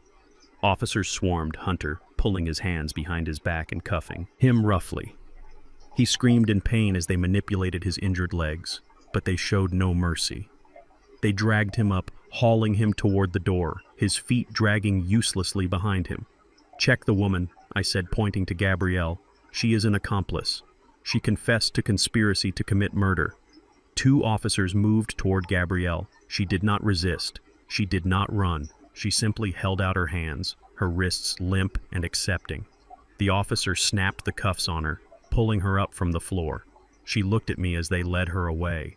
Her eyes were dead empty, voids where a soul used to be. "Daddy," she whispered as she passed me. "I am sorry." I looked at her and felt nothing. The well of my love had run dry, drained by her betrayal. "Save it for the judge," I said, turning my back on her. I watched them drag my family out of the house into the flashing red and blue lights of the police cruisers. The ballroom was a wreck, shattered glass, overturned tables, the remnants of a celebration that never happened. But as I stood there surrounded by the ruins of my personal life, I felt a strange sense of peace. The cancer had been cut out. The wound would bleed and it would scar, but I would survive. I looked at Roosevelt, who was leaning on his spade watching the police work. We nodded to each other, a silent acknowledgement of a battle won. I walked over to the table and picked up a glass of wine that had miraculously survived the chaos. I raised it to the empty room. "To loyalty," I whispered, and I drank the wine, savoring the taste of victory amidst the ashes. The visiting room at the county detention center smelled of industrial bleach and unwashed bodies. It was a smell of despair that permeated the cinder block walls and the scratched plexiglass dividers. I sat on a metal stool bolted to the floor, my hands folded calmly on the stainless steel ledge, waiting for the prisoner number 8492 to be escorted in. It had been 3 weeks since the night at the estate, 3 weeks since I watched the police drag my family away in handcuffs. The silence in my house had been restorative, but today I had to break it one last time. The heavy steel door on the other side of the glass buzzed and clicked open. Gabrielle walked in. She was wearing an orange jumpsuit that hung loosely on her frame. Her hair, once her pride and joy, was matted and pulled back into a messy bun.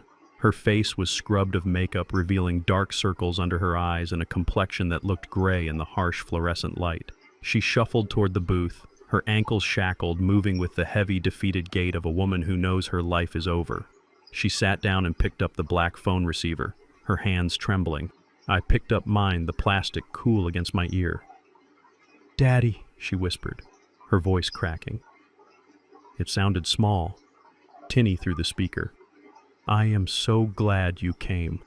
I knew you would come." I looked at her, examining her face for any sign of the daughter I had raised. I looked for the little girl who used to bake cookies with Coretta. I looked for the young woman who had graduated with honors, but all I saw was the stranger who had crushed pills into my coffee. I saw the woman who had watched me writhe on the floor and poured herself a drink. "I am here, Gabrielle," I said, my voice flat, "to hear what you have to say. You used your one phone call to my lawyer, claiming you had crucial information." Gabrielle leaned forward, pressing her hand against the glass, tears filling her eyes. "I do.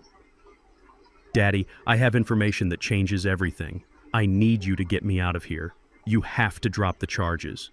You have to talk to the district attorney." I leaned back slightly. "Why would I do that, Gabrielle? You confessed.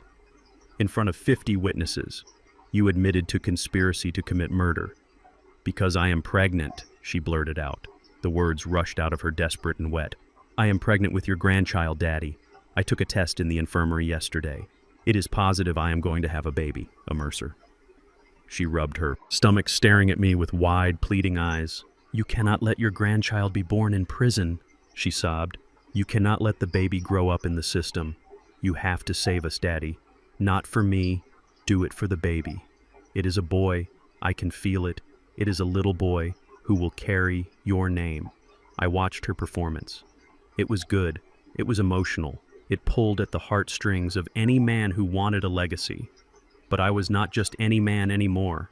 I was a man who had done his homework. I looked down at the manila envelope I had brought with me. I opened the clasp slowly, deliberately. "You are pregnant," I said, my voice devoid of emotion. "That is true. My lawyer received the medical report from the jail this morning." Gabrielle let out a sob of relief. "See, I told you. You have to help me. We can start over. I will raise him right, Daddy. I will raise him in the big house, just like you raised me." I pulled a document out of the envelope and pressed it against the glass. But there is something you need to know about that. Baby, I said. Gabrielle squinted, reading the paper. It was a medical file, redacted but clear. What is this? She asked, confused. This is Hunter's medical file, I said. I got it from Sarah Miller, his other wife. It turns out Hunter had a vasectomy 6 years ago. Gabrielle. He did it right after his daughter was born. He didn't want any more children. He is sterile. Gabrielle froze. Her hand fell from her stomach. The color drained from her face, leaving her looking like a corpse. That is a lie, she whispered. He told me he wanted kids. He told me we were trying. He lied, I said. He lied about everything. But here is the part you really need to understand. If Hunter is sterile, then who is the father of your baby? Gabrielle stared at me, her mouth opening and closing soundlessly. I pulled out another photo from the envelope. It was a picture of a man, a muscular, handsome man with dark hair wearing a gym t-shirt. Do you recognize him? I asked. Gabrielle gasped, bringing her hand to her mouth. It is Marcus. She whispered, my personal trainer. Yes, I said. Marcus Hunter hired him, didn't he? Hunter paid for your sessions. He insisted you go 3 times a week. He told you that you needed to get in shape for the wedding. He encouraged you to get close to him. Gabrielle was shaking her head violently, tears flying from her eyes. No, that is not. Hunter set you up. Gabrielle, I said, my voice hard as stone. He knew he couldn't get you pregnant, and he knew that without a child his hold on the Mercer fortune was weak. He needed an heir. He needed a biological link to me that would make it impossible for me to cut you off. So he hired Marcus. He paid Marcus $5,000 to seduce you, to make you feel special, to sleep with you. It was a mistake, Gabrielle screamed into the phone. It only happened twice. We were drunk. Hunter didn't know. He couldn't have known. Hunter arranged it. I cut her off. I have the Venmo transactions. Gabrielle, I have the texts between Hunter and Marcus. Hunter was pimping you out. He wanted you pregnant by anyone so he could pass the baby off as his own and secure the inheritance. He didn't care about you. He didn't care about the baby. He just needed a prop. The realization hit her like a physical blow. She slumped against the metal shelf, her eyes wide and vacant. The man she had destroyed her life for, the man she had tried to kill her father for, hadn't just used her for money. He had sold her body. He had engineered her infidelity just to secure a paycheck. He knew, she whispered. The words were barely audible. He knew about Marcus, and he didn't care. He cared very much, I corrected. He was banking on it. That baby in your stomach. It is not a Mercer. It is not a symbol of hope. It is the final receipt for a transaction you didn't even know you were a part of. Gabrielle let out a scream that curdled the blood. It was a sound of pure shattered madness. She dropped the phone, letting it swing by its metal cord, banging against the wall. She stood up and slammed her fists against the glass, screaming incoherently. You are lying. You are lying. I loved him. He loved me. I sat there watching her unravel, watching the final wall of her delusion crumble into dust. She had lost her father, she had lost her freedom, and now she had lost the one thing she thought was real, her love story. Guards rushed into the room on her side. They grabbed her by the arms, pulling her away from the glass. She fought them, kicking and screaming, her face twisted into a mask of pure agony. Daddy, help me, she shrieked, her voice faint through the glass. Daddy, please kill me, just kill me, I do not want to live. I picked up my papers and slid them back into the envelope. I stood up, smoothing my jacket. I looked at her one last time. She was being dragged backward, her heels skidding on the linoleum, her eyes locked on mine, begging for an end to the pain. You made your choice, Gabrielle, I said, though she couldn't hear me. You chose him, and this is what he gave you. I hung up the phone. The click was final. I turned and walked out of the visiting room. The screams faded as the heavy steel door slammed shut behind me. I walked down the long corridor, past the guards, past the checkpoints, out into the bright, blinding sunlight of the parking lot. I took a deep breath of the fresh air. It tasted sweet. It tasted like freedom. I walked to my car where Roosevelt was waiting. He saw my face and he didn't ask any questions. He just started the engine. Is it done, sir? He asked as I buckled my seatbelt. It is done, I said, looking out the window at the barbed wire fences. I had lost a daughter that day, in the truest sense.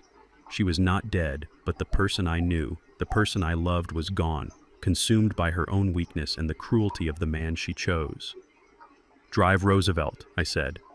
As we pulled away, I didn't look back. I looked forward at the road ahead, at the empty passenger seat beside me, and I felt a strange sense of peace. The cancer was gone. The rot had been cut out. And for the first time in a long time, I was just a man, driving down a road with the rest of his life ahead of him. The for sale sign on the front lawn was not just a piece of painted wood. It was a tombstone marking the death of a dynasty. I stood on the porch of the estate one last time, watching the movers load the final pieces of furniture into the truck. These were not the antiques Hunter had coveted or the expensive sofas Gabrielle had lounged on. Those had been auctioned off weeks ago, with the proceeds going directly into a blind trust. The truck was filled with simple things. My favorite leather chair, Coretta's gardening books, the old radio. Roosevelt and I used to listen to baseball games on. I walked through the empty halls. The sound of my footsteps echoed against the bare walls, stripping away the grandeur, leaving only a cold, cavernous shell. The house felt smaller without the lies filling it up. It felt sterile. I walked to the door of the basement. The padlock Roosevelt and I had installed was still there, but now the door was reinforced. With steel bars welded into the frame, I had sealed it shut. No one would ever go down there again. No one would ever sit in the dark and plot the destruction of a father. The secrets of that room were buried alongside the memories of the daughter who had betrayed me. Mrs. Strickland met me in the driveway holding a clipboard. She looked at the house, then at me. Her face was professional, but her eyes held a glimmer of sadness. "The wire transfer is complete, Atticus," she said. "The developers closed the deal this morning. They are paying full asking price in cash. They plan to demolish the main structure within the month." "Good," I said, looking at the stone facade I built with my own hands. "It feels right. Tear it down. Let the earth reclaim it." I signed the final deed, handing over the keys without a tremor in my hand. I thought I would feel pain. I thought I would feel the crushing weight of loss, leaving the place where I had lived for 40 years. But as I walked toward my car, all I felt was a lightness, a strange, hollow sensation in my chest. It was the feeling of a heavy pack being lifted from weary shoulders. The house was just wood and stone now. It was an asset that had become a liability. And like any good businessman, I had liquidated it. I got into the car and looked at the passenger seat. It was empty. Roscoe wasn't there to put his head on my lap. The grief hit me then, sharp and sudden. A reminder that while I had won the war, I had paid a heavy price. But as I turned the key in the ignition, the engine roared to life, a sound of power and forward motion. I was leaving the ghosts behind. I was driving away from the wreckage of the Mercer family and towards something I had not had in a long time, a future that belonged only to me. 6 months later, I stood in the center of a bustling office in downtown Chicago. The sign on the glass door read, "The Coretta Mercer Foundation, Legal Aid and Protection for the Elderly." The space was alive with activity. Phones were ringing, lawyers were arguing, and conference rooms and social workers were comforting clients in the waiting area. It was not a quiet place. It was a war room. I walked through the bullpen, nodding to the staff. They didn't treat me like a frail old man. They treated me like the commander-in-chief. Mrs. Strickland walked beside me, briefing me on the weekly stats. "We have 3 new cases this morning," she said. "A 75-year-old man whose son forged his power of attorney, and a widow whose daughter is trying to evict her from her own home." "We take them both," I said firmly. "We take them all. Spare no expense. Hire more investigators if we need to." I walked into my office. A modest room with a view of the street. Sitting in the chair opposite my desk was a woman. She looked to be about my age, her hands calloused from work, her eyes filled with a terror I recognized intimately. Her name was Clara, and she was holding a stack of eviction notices. "Mr. Mercer," she whispered, clutching her purse. "My son said he was helping me with the bills. He said I just needed to sign some papers to lower my taxes. Now the bank says I do not own my house anymore. They say he sold it out from under me 3 months ago." I looked at Clara, and I saw myself. I saw the confusion, the disbelief, the heartbreak of realizing that the person you gave life to has stolen yours. I stood up and walked around the desk. I did not offer her a tissue. I offered her a battle plan. "Clara, look at me," I said. My voice steady. She looked up, her eyes swimming with tears. "You are not alone," I said. "You are not stupid, and you are not weak. You were betrayed by someone who exploited your love. That stops today." I pushed a button on my intercom. Send in the forensic accounting team, I said, and get Roosevelt on the line. We have a son who needs to be taught a lesson. Clara stared at me, hope beginning to flicker in her eyes.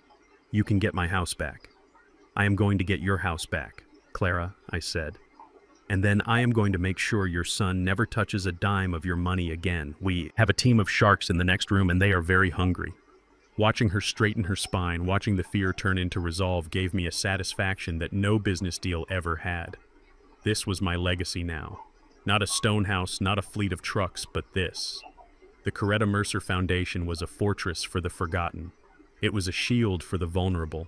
I was using Hunter's greed to fund his own worst nightmare, a world where the elderly fight back. That evening, as the sun began to dip below the horizon, painting the sky in shades of bruised purple and gold, I sat in a folding chair on the end of a wooden dock. The air was crisp, carrying the scent of pine needles and damp earth. The water of the lake was still like a sheet of black glass, reflecting the first few stars appearing in the twilight. This was my new home. A small cabin 3 hours north of the city, tucked away in the woods. It was simple. It was quiet. It was safe. There were no cameras here. No hidden microphones, no blueprints, marked with red ink. Roosevelt sat in the chair next to me, his fishing line cast out into the dark water. He didn't say anything. He didn't need to. We sat in the comfortable silence of two men who have seen the worst of humanity and survived it. I watched the bobber floating on the surface, thinking about the word family. For 68 years, I thought family was blood. I thought it was the people who shared your DNA, the people who bore your name. I thought it was an obligation, a contract written in biology that could never be broken. I was wrong. Family is not blood. Family is loyalty. Family is the person who stands beside you when the gun is at your head. Family is the person who digs the trench with you, who hands you the shovel, who never asks for a dime in return. I looked at Roosevelt, the man who had saved my life not once but a dozen times in the last year. He wasn't my employee anymore. He was my brother, my partner. You thinking about her? Roosevelt asked, his voice rumbling low like distant thunder. I looked away from the water, up at the trees silhouetted against the sky. I am thinking about who she could have been, I said. I am thinking about the little girl who used to chase fireflies, and I am mourning her. But I am not thinking about the woman in the cell. That woman is a stranger. Roosevelt nodded slowly, reeling in his line a few inches. You did right by her, Atticus, he said. You gave her life, and when she tried to take yours, you gave her justice. That is more than most fathers would do. I took a sip of the iced tea sitting on the cooler between us. It was cold and sweet. I have a new family now. Roosevelt, I said, gesturing to the woods, to the quiet cabin, to the peace that surrounded us. I have the work. I have the people we help. And I have this. Roosevelt grunted a sound of agreement. The fish are biting tonight, he said. Let them bite, I said, leaning back in my chair and closing my eyes. I listened to the wind in the trees, the lap of the water against the dock, the steady breathing of my friend. I felt the weight of the past fading, dissolving into the darkness. I was Atticus Mercer. I was alone, but I was not lonely. I had lost a daughter, but I had found my life.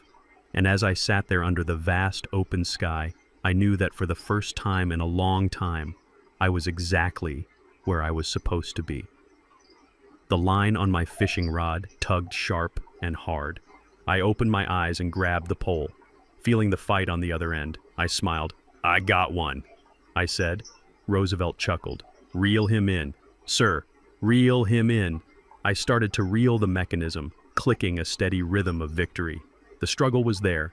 The resistance was real, but I was strong. I was ready, and I wasn't letting go. For 40 years, I measured my wealth in assets and my legacy in bloodline. I was wrong.